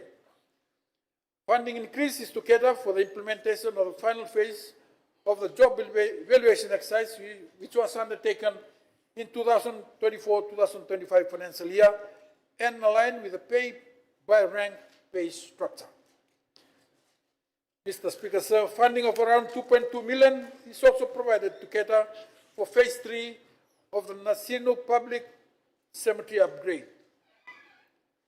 Mr. Speaker, sir, the Ministry of Immigration has been allocated 14.8 million, including 5 million for the procurement of 100,000 passport books and $225,000 to combat human trafficking and ensuring compliance with national and international best practices and standards. An advanced passenger information system is currently being developed to improve screening and help identify high-risk travelers before arrival. There are also ongoing upgrades with Airports Fiji Limited, including additional surveillance cameras and improved monitoring system at key airport facilities. Mr. Speaker, sir, the Ministry of Policy and Communications is provided a funding of around 34.2 million in the next year's budget. Government is committed to strengthening the fight against illicit drugs, and accordingly 1.6 million has been allocated to support narcotics operations and the continued establishment of the Counter-Narcotics Bureau. The Ministry also has a responsibility for advancing Fiji's digital transformation agenda. A total of 4 million is provided to continue with the rollout of the Business Now building permits and approval subsystem, which will fully digitalize the construction permit approval process, making it faster more transparent, and easier for businesses and investors to obtain approval. Government will continue supporting nationwide digital connectivity through a grant of 6.8 million to Walesi. This funding will support upgrades to the Walesi app, transmission infrastructure, solar power system, and other operational improvements to enhance digital access and broadcasting services across Fiji. Mr. Speaker, sir, a sum of 14.9 million has been allocated to the Ministry of Employment, Productivity and Workplace Relations. To support training and skills development, government is calibrating the NPTC levy allocations. Currently, 50% of the levy is allocated for the medical GP program, 40% to ACCF, and 10% for training. Effective from 1 January 2027, 50% of the levy will be redirected towards training and skills development. 10% will be allocated for public sector training through the Fiji Learning Institute for Public Service, FLIPS, and 40% will continue to support the workers' compensation from the ACCF and the Ministry of Employment. Government has also introduced a 200% tax deduction for eligible training and upskilling expenditures for employers. These changes reflect the urgent need to invest more heavily in workforce development and upskilling. Mr. Speaker, sir, the private GP scheme, which was introduced as a temporary response during the COVID-19 period, will now be funded from the remaining balance in the GP Trust Fund. Mr. Speaker, sir, there has been considerable discussion about increasing the minimum wage further. However, any increase must be carefully aligned with productivity improvements and take into account the impact on businesses, particularly micro, small, and medium enterprises. We have allocated 100,000 in the budget to review the minimum wage next fiscal year. Mr. Speaker, sir, the Office of the President is allocated 4.1 million in next year's budget. This funding will support the President's constitutional duties, official engagements, and diplomatic functions while ensuring the continued operation of the office. Around 1 million has been allocated for the continued construction of the Executive Office and Administration Block, including the construction of a new 6-room barrack and the restoration of the Administration Building. The Office of the Prime Minister remains the center of government's policy coordination, national leadership, and the delivery of key development initiatives throughout the country. The office is allocated 9.7 million in the next budget.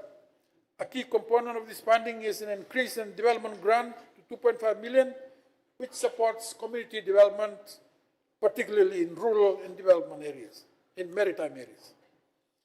Mr. Speaker, sir, government is also taking important steps in advancing Fiji's international leadership through the establishment of the Oceans of Peace Institute in Suva. An initial allocation of 50,000 has been provided for the preparatory phase of the initiative, which will serve as a regional hub for policy dialogue, research, and partnerships to promote peace, stability, and sustainable development across the Pacific. Mr. Speaker, sir, the Office of the Attorney General is allocated 9.8 million in the next financial year to continue delivering legal services across government and supporting key national reforms. Government remains committed to ensuring that Fiji's laws remains modern, relevant, and fit for purpose. Accordingly, the Fiji Law Reform Commission is allocated 750,000 to continue its program of legislative review, stakeholder consultations, and law reform initiatives. In addition, government is providing 1 million to support the work of the Constitutional Review Commission. This funding will facilitate nationwide stakeholder consultations across 104 communities, public awareness and civic education program, including media engagement and other activities to ensure that Fiji and the Fijians have the opportunity to meaningfully participate in the constitutional review process. Mr. Speaker, sir, the Ministry of Commerce and Business Development has been allocated a total of 27.3 million to support business growth, entrepreneurship, MSMEs, cooperatives, and the private sector development. The Ministry of Tourism and Civil Aviation is allocated a budget of 17.5 million in the next financial year.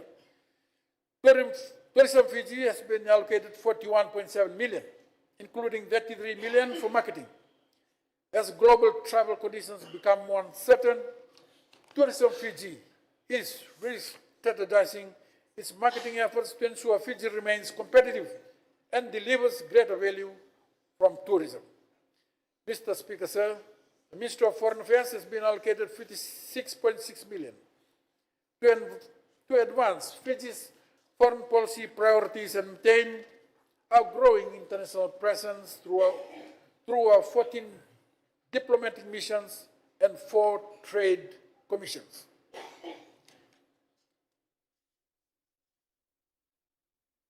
In today's global environment, it is important that Fiji remains connected to our key partners and our key markets around the world. Our overseas missions play an important role in promoting trade, attracting investments, supporting tourism, creating employment opportunities, and looking after the interests of Fijians abroad. This budget provides continued support for Fiji's overseas mission, including the operationalization of our mission in Jerusalem and the reopening of Fiji's mission in Brussels. A total budget of 6.3 million has been allocated for both missions. These investments will strengthen Fiji's engagement with key partners and markets. Mr. Speaker, sir, the Ministry of Finance has been allocated 70.4 million to strengthen public financial management and continue the government's digital transformation journey. The Fiji Revenue and Customs Services continue to strengthen Fiji's border management capabilities through strategic investments in modern infrastructure and technology. The FRCS has been allocated a budget of around 51 million. A key initiative for FRCS is the construction of a new purpose-built container examination facilities in Suva and Lautoka. This major investment by FRCS, with assistance from the Australian government, will significantly enhance cargo screening and inspection capabilities. It will also strengthen Fiji's ability to detect illicit goods, combat transnational crime, and protect our borders. Currently, FRCS relies on a combination of physical inspections and modern scanning equipment to undertake container examinations. The new facilities will provide dedicated examination areas, improve heavy vehicle traffic management, secure access controls, and provide modern evidence and storage facilities. Following the successful rollout of the new Financial Management Information System, or FMIS, the Ministry of Finance is focused on the automation of the national budget process. For many years, the budget process relied heavily on spreadsheets, Word documents, email, and extensive manual consolidation of information. While these processes served us well, they were time-consuming and required significant effort from both spending agencies and officers within the Ministry of Finance. This year, for the first time, ministries and departments prepared and submit their budget proposal through the new budget system. This represents a major step forward in modernizing the budget process and moving away from fragmented and largely manual methods of budget preparation. Mr. Speaker, sir, over many decades, taxpayers have invested millions and billions of dollars in roads, bridges, schools, hospitals, water systems, and other public infrastructure. But we do not have a complete picture of the value of those assets, of our assets. The Ministry of Finance will therefore undertake a comprehensive fixed asset review to establish the full value of public assets across Fiji.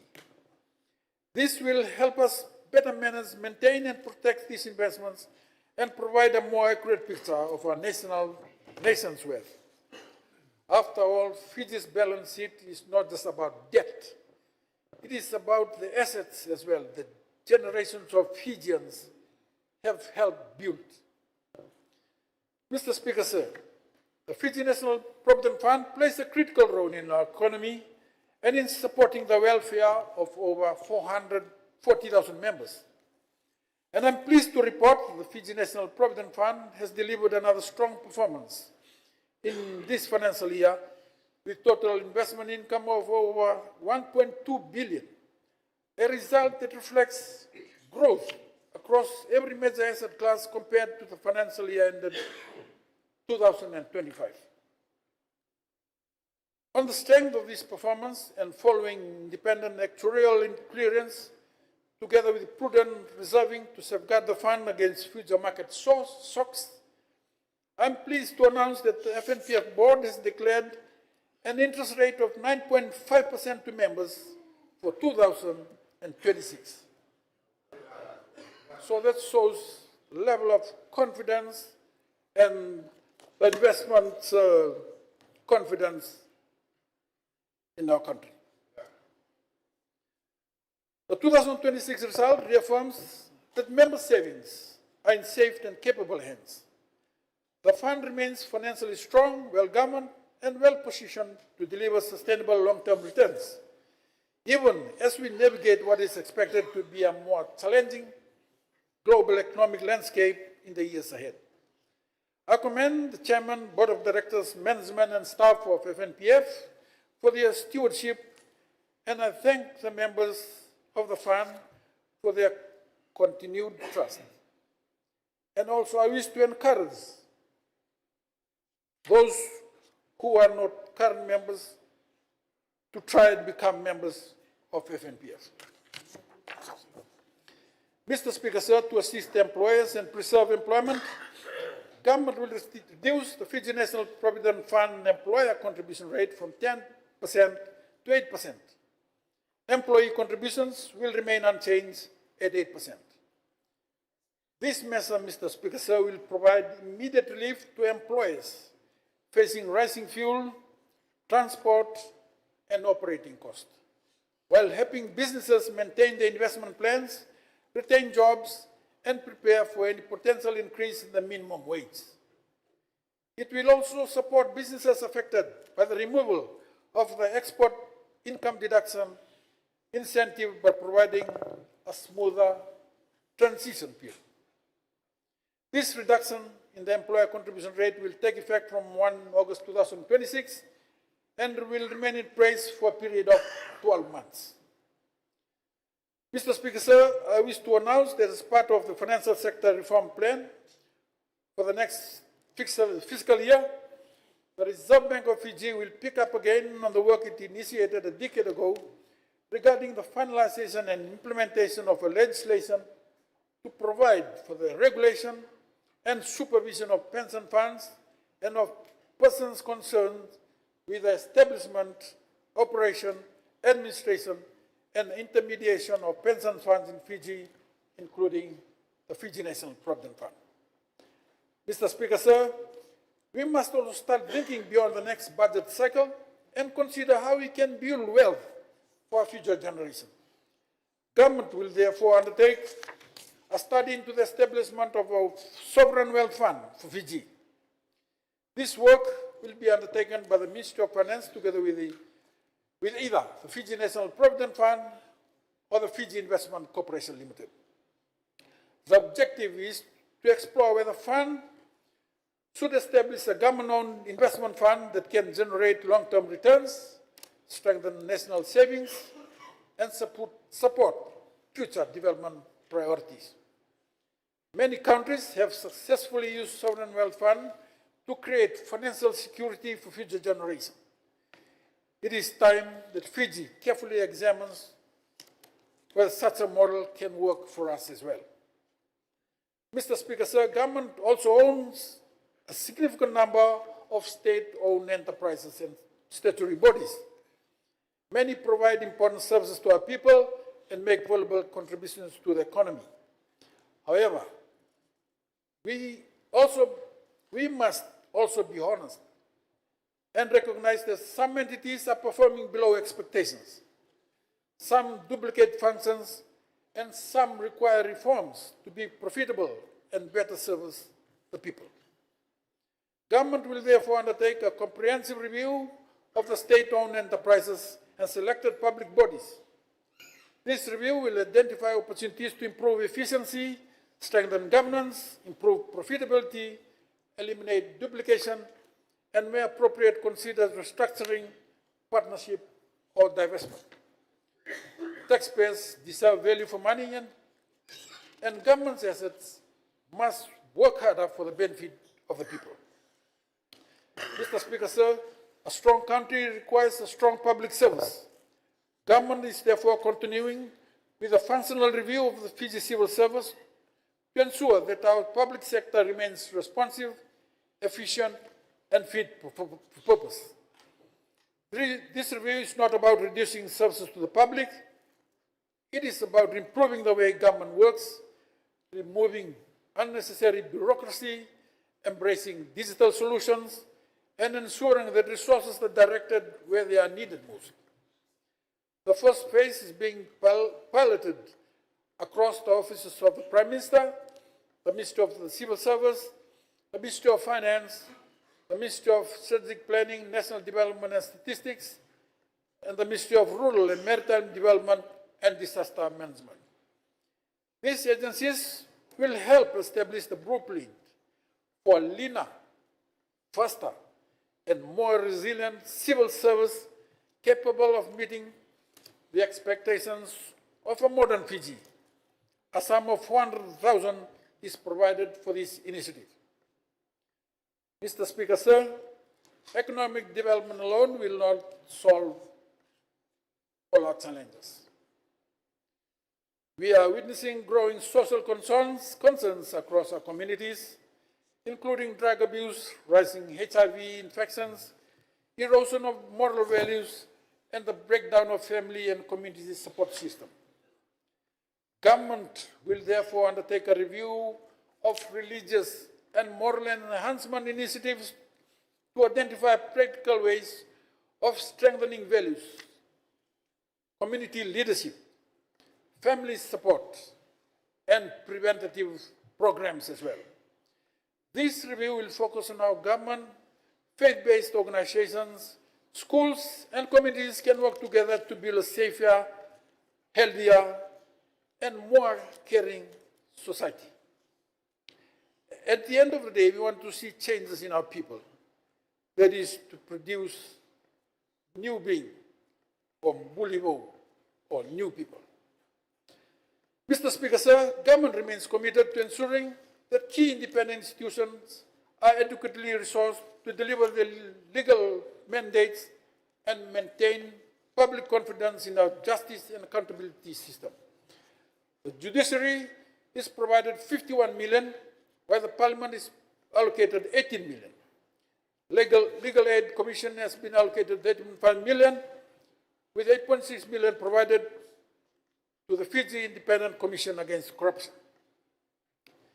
Mr. Speaker, sir, overall, there is no major increase in the tax rates. The tax and revenue measures contained in this budget are designed to provide targeted relief where it is needed most. Also to encourage investment, to strengthen productivity, to support emerging industries, and improve consumer welfare while preserving the integrity of the tax system. Government will continue a number of targeted measures introduced to cushion the impact of the fuel crisis. Duty concessions on diesel and heavy fuel oil currently provided to Energy Fiji Limited will be extended until October 2026. This support will assist EFL in managing fuel costs while maintaining reliable electricity supply across the country. Duty concessions currently provided to bus operators will also be extended until October 2026.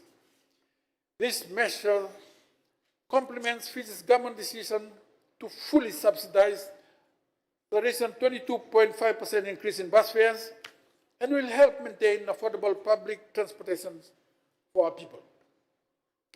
Government will extend duty concession on diesel for hotels, resorts, and mining companies until October 2026. Recognizing the challenges faced by manufacturers that rely on diesel power generation, this concession will also be extended to eligible manufacturing companies that use diesel for electricity generation.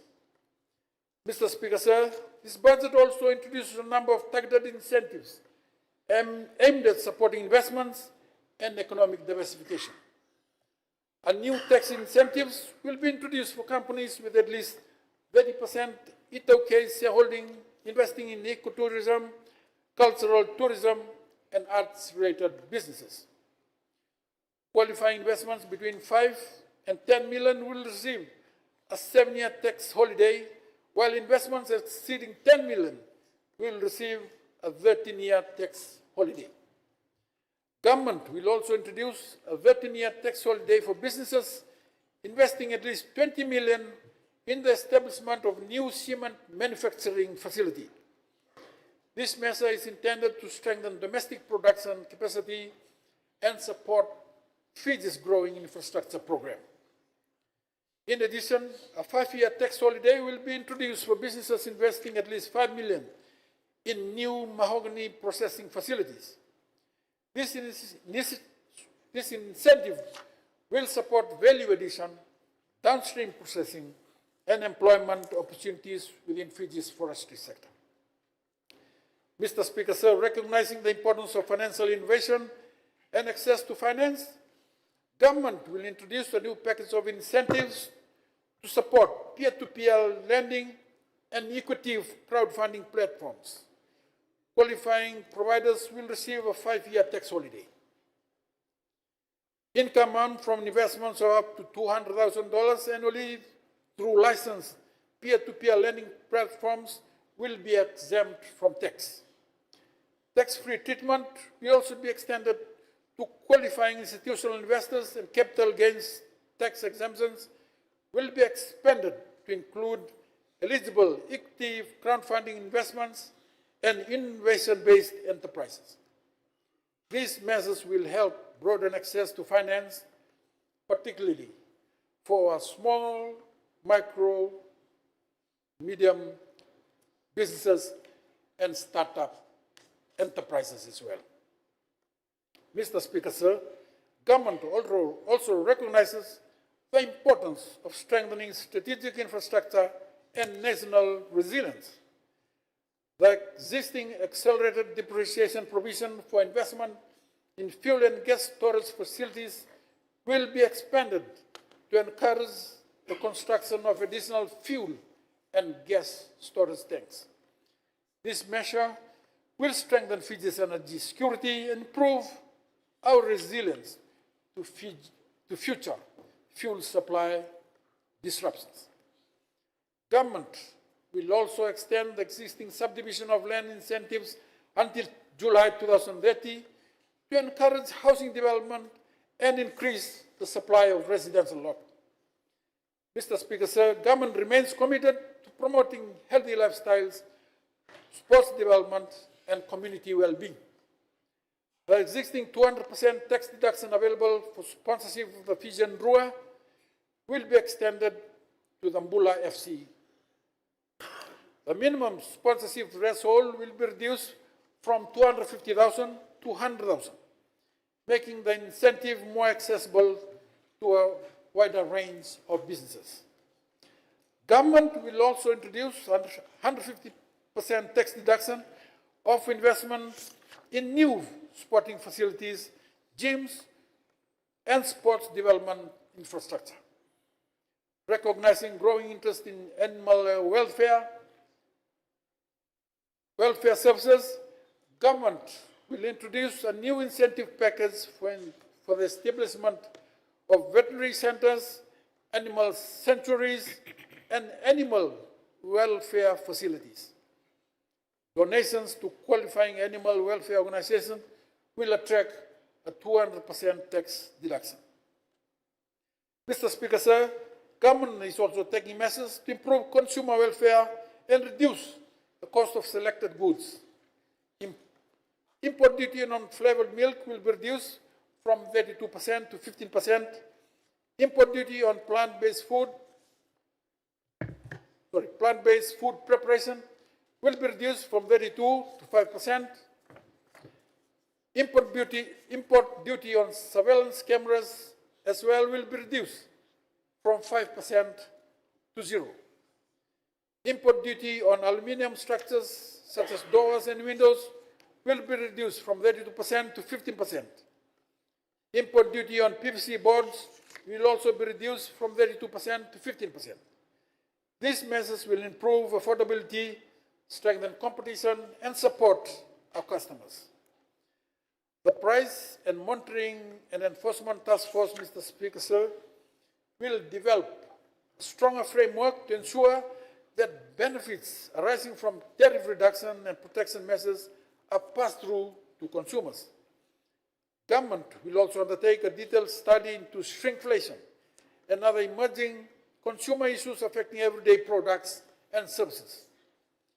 Mr. Speaker, sir, traffic congestion continues to impose significant cost on productivity, fuel consumption, and the quality of life of our people. To manage congestion, government will increase import excise on new motor vehicles by 5% and on used motor vehicles by 10%. VAT on personally imported electric vehicles will be reinstated at 12.5%. Mr. Speaker, sir, import duty on passenger vehicles with seating capacity of 10 persons or more will be aligned at 5% to encourage greater use of public and shared transportation. Mr. Speaker, sir, the threshold for the importation of the antique, vintage, classic, and luxury vehicles will also be reduced from 500,000 to 250,000.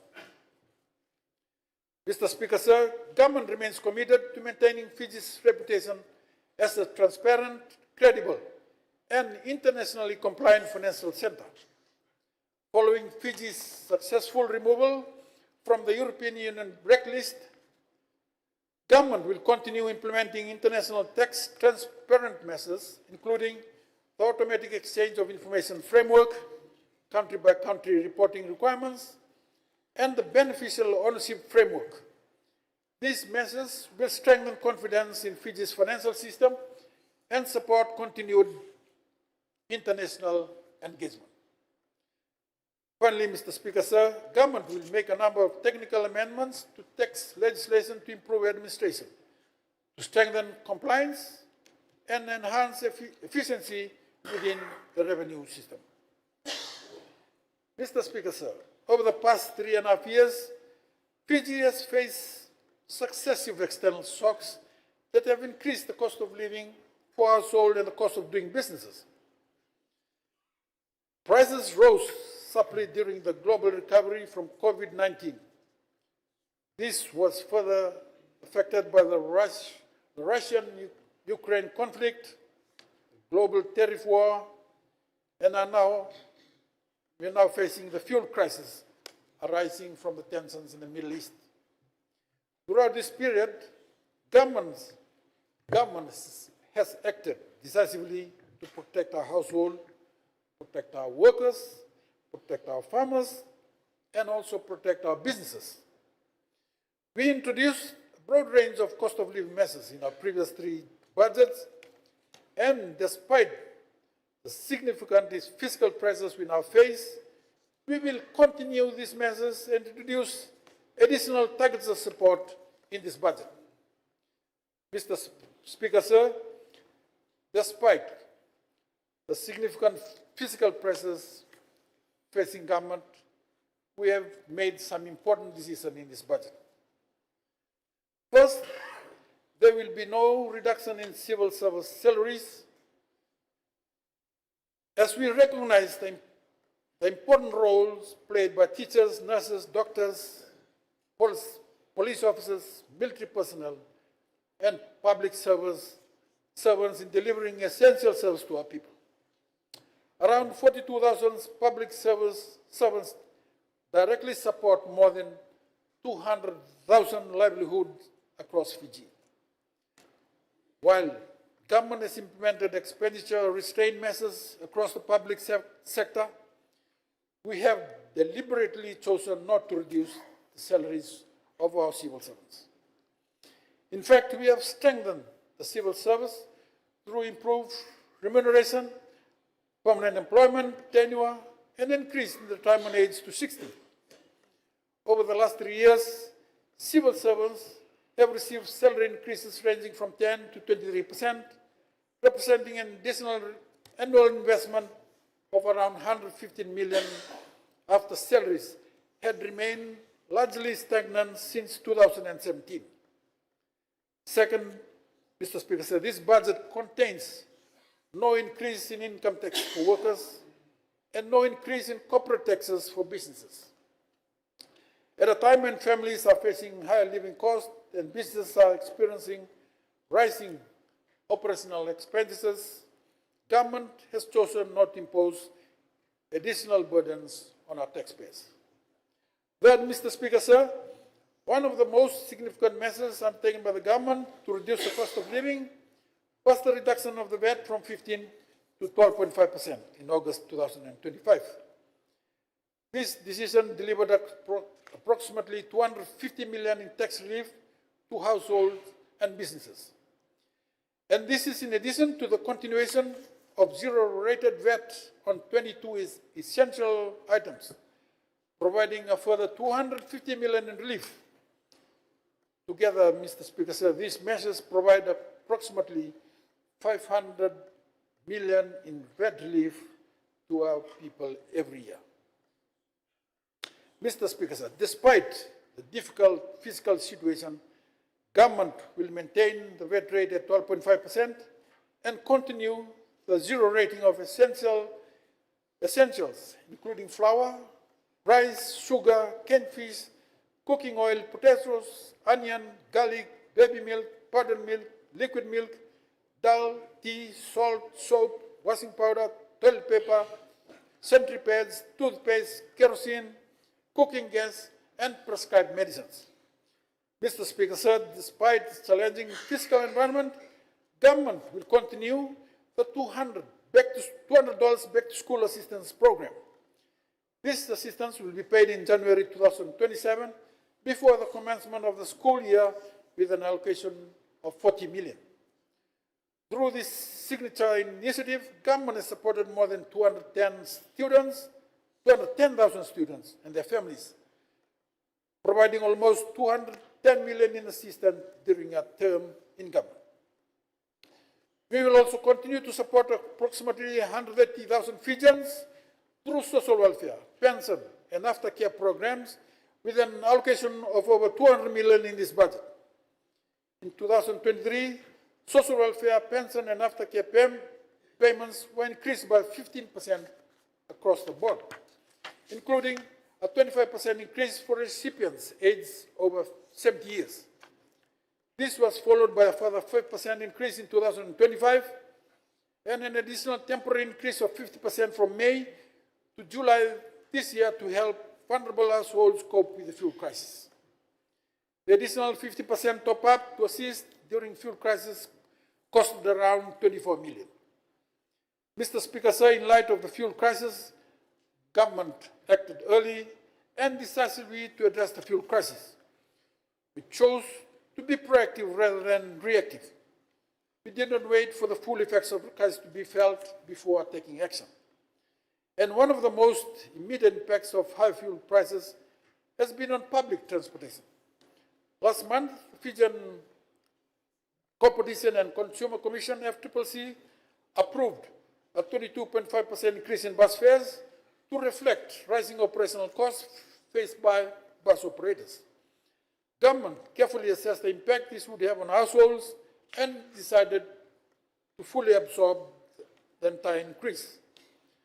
Government will continue this support in the next financial year with an allocation of 20 million.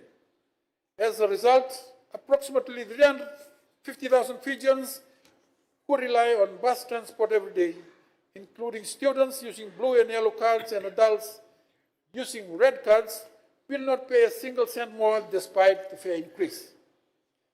Government has also provided additional transport vouchers for rural service license operators and boat operators transporting students, recognizing the important role these services play in connecting rural and maritime communities. Mr. Speaker, sir, the fuel crisis has also significantly increased electricity generation cost. Following a review of fuel prices, a fuel surcharge of 5.91 cents per kilowatt hour became necessary to ensure the continued financial sustainability of electricity generation and supply. The surcharge will be reviewed monthly by the FCCC. Government carefully assessed the impact on households and small businesses and decided to fully absorb the entire surcharge for all subsidized electricity users with an annual household income below 30,000 at a total cost of around 13.5 million. Government will also continue with the provision of free water for households with an income of $30,000 and below. Mr. Speaker, sir, Government also continues the broad range of social support programs, including free education, free bus fares for students, free water, free medicines, subsidized dialysis, first-time buyer grants, free legal services, and full tertiary scholarships that no longer require repayment. In fact, we took the bold decision to write off more than 650 million in tertiary student debt for over 53,000 students. Mr. Speaker, sir, to support our workers, we increased the minimum wage to $5 per hour and restored the 10 Wages Council to ensure fair wage determination. We are going to review this in this budget, Mr. Speaker, sir. Mr. Speaker, sir, for FNPF pensioners who had been fighting since the unilateral reduction of their pensions in 2012, we restored their pension moving forward at a cost of around 4 million per year. We also delivered a record high cane price of $105 per ton to our sugarcane farmers, $20 above the guaranteed price of $85 per ton. We are continuing the guaranteed cane price of $85 per ton with an allocation of 41 million in this budget. We have also provided high prices for other agricultural produce, giving farmers better returns for their hard work while supporting rural incomes and communities. Mr. Speaker, sir, Government has also recently provided a 5 million fuel subsidy to reduce harvesting and cut this cost for sugarcane farmers during the 2026 crushing season. Mr. Speaker, sir, in terms of taxation policies, some domestic manufacturers and producers have reduced heavy tariff protections for decades. Tariff protections should be temporary, targeted, and transparent. We have been seriously reviewing these arrangements, Mr. Speaker, sir, and when necessary, have broken these protections for the benefit of the consumers. Mr. Speaker, sir, as part of the earlier budget, tariff protection on chicken portions and offals, including giblets and liver, which previously attracted protection of up to 42%, was reduced to 15%. Fiscal duty on frozen fish, including salmon, was reduced from 15% to 0%, similar to canned fish products. Fruits and vegetables such as tomato, cabbage, lettuce, cucumber, eggplant, pumpkin, banana, avocados, mandarins, watermelon, and pawpaw will continue to attract 5% duty, while other fruits and vegetables not produced locally, including apples, carrot, grapes, oranges, pears, celery, capsicum, mushroom, kiwi fruit, cauliflower, broccoli, and nuts, will continue to attract zero duty. Mr. Speaker, sir, everyday items such as potatoes, garlic, onions, tea, and cooking oil will continue to attract zero duty. Duty on lamb products, which was reduced to 0%, will continue, while the reduced duty of 15% for beef, ducks, corn mutton, corned beef, and canned mackerel down from 32% will also continue. We will maintain the reduced 5% duty on dairy products such as liquid milk, powdered milk, yogurt, cheese, and butter. These products previously received 32% protection under the former government through a 10-year inclusive tariff arrangement granted to a single company. Today, anyone can import this product at a duty rate of only 5%. Mr. Speaker, sir, while government is providing more than 500 million in tax and duty relief to assist ordinary Fijians, we also expect businesses to support these efforts and pass these benefits to consumers. The Joint Enforcement Task Force, comprising the FCCC, the Consumer Council of Fiji, FRCS, and the Ministry of Finance, will intensify market monitoring and price surveillance to ensure that tax and duty reductions are appropriately reflected in retail price. Where evidence of unreasonable pricing behavior is identified, government will not hesitate to introduce price controls on additional essential items or remove tariff protection and apply the full penalties available under the law. Mr. Speaker, sir, government has also actively worked with the Biosecurity Authority of Fiji to dismantle long-standing trade barriers and open import pathways for key food products. For example, ghee, a staple item in many Fijian households, could not be imported from India until last year. These restrictions contributed to higher food prices. Government has worked with trusted international counterparts to expand import sources while maintaining appropriate food safety standards. The goal is to introduce greater competition into supply chain, reduce reliance on a small number of suppliers, and enable businesses and consumers to benefit from greater affordability and choice. Mr. Speaker, sir, these reforms are a critical part of a broader strategy to lower prices across the economy by addressing not only taxes and duties, but also the structural constraints that limit supply and drive up costs. Mr. Speaker, sir, these measures demonstrate the approach adopted by the government in responding to the cost of living challenges facing our people. This budget does not attempt to shield every individual and every business for every consequence of a global crisis. No government has the resource to do so. Instead, Mr. Speaker, sir, we have adopted a targeted and responsible approach, redirecting assistance to those most affected while safeguarding fiscal sustainability and protecting future generations from excessive debt.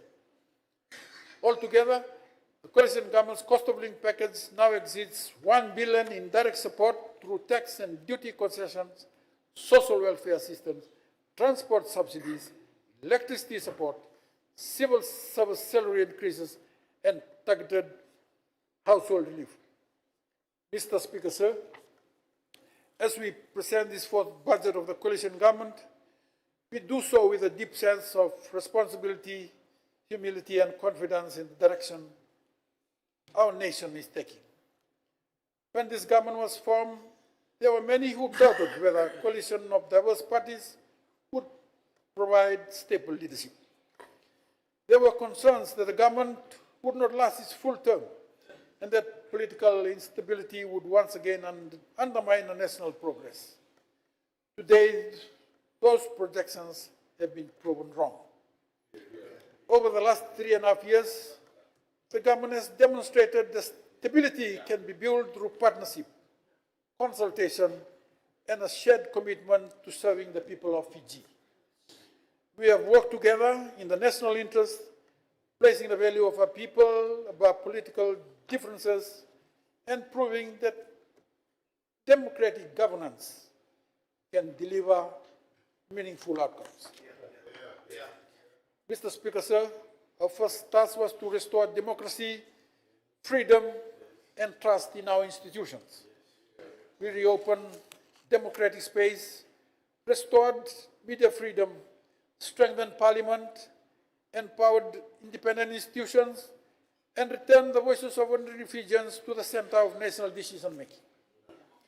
We have reaffirmed the principle of transparency, accountability, and participation that are essential for a vibrant democracy. At the same time, we inherited significant economic challenges and a nation still recovering from devastating effects of the pandemic. Despite these challenges and despite an increasingly uncertain global environment marked by geopolitical tensions, supply chain disruptions, and inflationary pressures, we remain focused on restoring economic stability and building resilience. Through careful fiscal management, responsible economic reforms, and careful prioritization, we have strengthened our economic foundations, restored investor confidence, and put the fiscal position on a path of stability. We have carefully balanced the need for fiscal discipline with targeted measures to ease the cost of living pressures faced by our people. We have increased wages, strengthened social protection program, maintained support for essential household items, assisted students and families, and ensured that the most vulnerable members of our society were not left behind. At the same time, we have created an environment where businesses can invest, expand, and create jobs, recognizing the strong private sector remains the engine of sustainable economic growth. Mr. Speaker, sir, we have also begun rebuilding the nation. Across the country, major infrastructure and capital projects will commence to address years of underinvestment and neglect. This investment will strengthen public services, improve connectivity, support economic activity, enhance the quality of life for future generations. Importantly, we have also commenced the process of reviewing our Constitution to ensure that it reflects the aspirations of all Fijians. This is a significant national undertaking, Mr. Speaker, sir. It is about ensuring that every Fijian has a voice in shaping the future governance arrangement of our country and strengthening the democratic foundations upon which our nation stands. As we enter the final year of the government's term, we do so with a record of achievement, a clear development pathway through our National Development Plan, and a stronger foundation for future growth and prosperity. Mr. Speaker, sir, this budget is therefore not simply a statement of revenues and expenditures, as you mentioned. It is a continuation of a journey that began with restoring trust, rebuilding institutions, and stabilizing the economy. It is a budget that prepares Fiji for the future, while remaining responsive to the needs of today. We are now approaching another important milestone of a democratic journey, Mr. Speaker, sir. The people of Fiji will soon have the opportunity to assess our record, judge our performance, determine the future direction of our nation through the ballot box. We welcome the opportunity with confidence and respect for the democratic process. For the conduct of the coming elections, the Fijian Elections Office has been allocated a sum of 23.2 million to cater for the preparation of the upcoming general election. In addition, a separate budget of 18.2 million has been set aside under Head 50 to cater for the main election day expenses. The Electoral Commission is provided funding of around 556,000, while for the conduct of the national referendum, a funding of 20 million has been set aside as well. We will also conduct the 2027 census with a total funding of 12 million in this budget. Mr. Speaker, sir, we present this budget knowing that much work remains to be done, but also knowing that Fiji is stronger, more resilient, and better positioned than it was 3.5 years ago. Together, we have laid the foundation. Together, we have restored hope and confidence. And together, we can continue building a prosperous, inclusive, and united Fiji for generations to come. Mr. Speaker, sir, before I conclude, I would like to thank everybody that has helped shape the budget for their ideas, their input, hard work, and dedication. I thank the Honorable Prime Minister for his leadership, vision, and guidance. I thank my fellow cabinet ministers for their contribution and support to my dedicated team and the Ministry of Finance, and also all the staff of the Fiji Revenue and Customs Services. I sincerely thank you all for your contributions in putting this budget together. I thank you for your tireless effort, sacrifice, and display of patriotism. I would like to also thank all the development partners, civil society, private organizations, and multilateral financial institutions for their support. And lastly, Mr. Speaker, so I wish to thank God for all of our lives and for this new financial year's budget. Mr. Speaker, sir, with the full support of our cabinet colleagues, I commend the 2026-2027 budget to this Honourable House.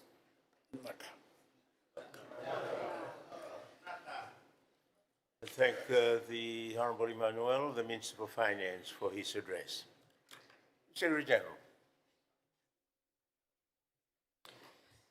A bill for an act to appropriate a sum of $4,237,073,252 for the ordinary services of government for the year ending 31 July 2027, Bill number 13 of 2026.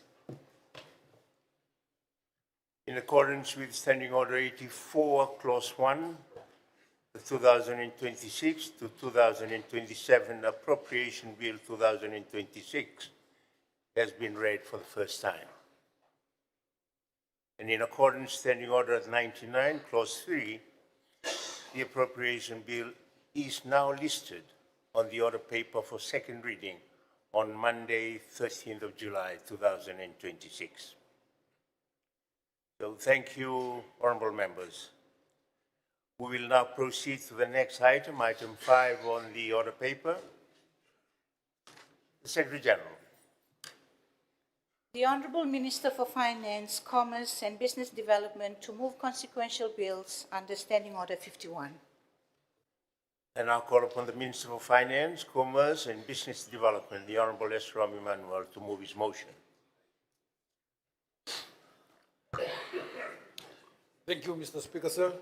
Pursuant to Standing Order 51, I move that the following consequential bills for 2026-2027 national budget be considered by Parliament without delay.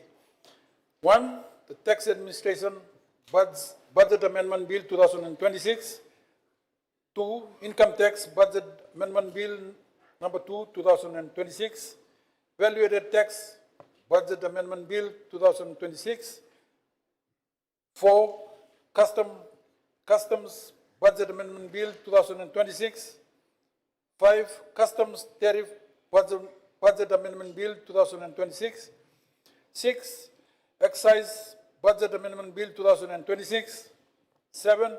Fiji Revenue and Customs Services Budget Amendment Bill 2026. 8. Tourism Services Tax Bill 2026. 9. Fiji National Provident Fund Budget Amendment Bill 2026.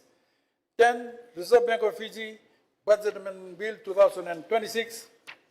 11, Exchange Control Budget Amendment Bill 2026. Number 12, Super Yacht Charter Budget Amendment Bill 2026. And number 13, Treasury Scholarships and Loans Budget Amendment Bill 2026. And Mr. Speaker, sir, pursuant to Standing Order 51, I move that the consequential bills must pass through one stage at a single sitting of Parliament, must not be referred to a standing committee or other committees of Parliament, and must be debated and voted upon by Parliament immediately after the vote on the 2026-2027 Appropriation Bill 2026, and at the time for the debate be limited to ensure that these consequential bills tabled today are debated and voted upon in the sitting of Parliament beginning on Monday, 13th July 2026. Is there a second? Honorable Speaker, I second the motion. Honorable Bainivalu, I will now call upon the Honorable Minister of Finance to speak on his motion. Honorable Mr. Speaker, sir, I have no other comments to make. Thank you, honorable members. The floor is, I open the floor now for debate on the motion.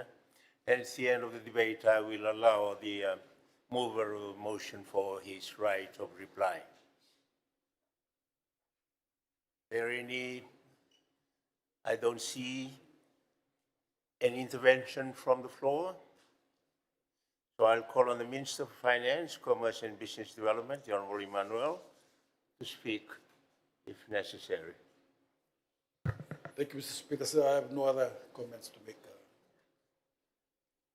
Thank you. So the Parliament will now vote. The question is pursuant to Standing Order 51 that the following consequential bills for the 2026-2027 national budget be considered by Parliament without delay. First, 1, Tax Administration Budget Amendment Bill 2026. 2, Income Tax Budget Amendment Bill Number 2, 2026. 3, Value Added Tax Budget Amendment Bill 2026. 3, Customs Budget Amendment Bill of 2026. 5, Customs Tariff Budget Amendment Bill 2026. 6, Excise Budget Amendment Bill 2026. 7, Fiji Revenue and Customs Service Budget Amendment Bill 2026. 8, Tourism Services Tax Bill 2026. 9, Fiji National Provident Fund Budget Amendment Bill 2026. 10, Reserve Bank of Fiji Budget Amendment Bill 2026. 11, Exchange Control Budget Amendment Bill of 2026. 12, Super Yacht Charter Budget Amendment Bill 2026. And 13, Tertiary Scholarships and Loans Budget Amendment Bill 2026.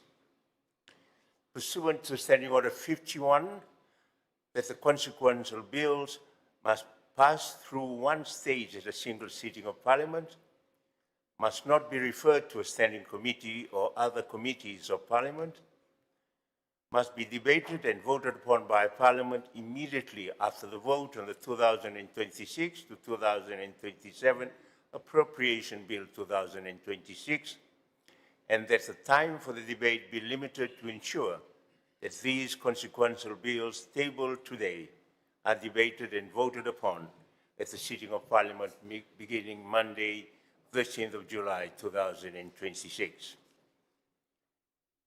Does any member oppose the motion?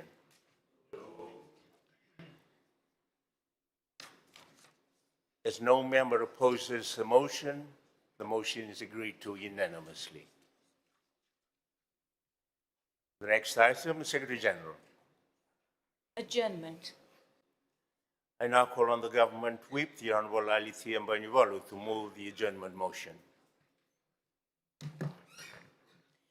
Honorable Speaker, I move that Parliament adjourns until Monday, 13th July, 2026 at 9:30 a.m. Is there a seconder? Honorable Speaker, I second the motion. Thank you. The Parliament will now vote, and the question is that Parliament adjourns until Monday, 13th of July, 2026 at 9:30 a.m. Does any member oppose?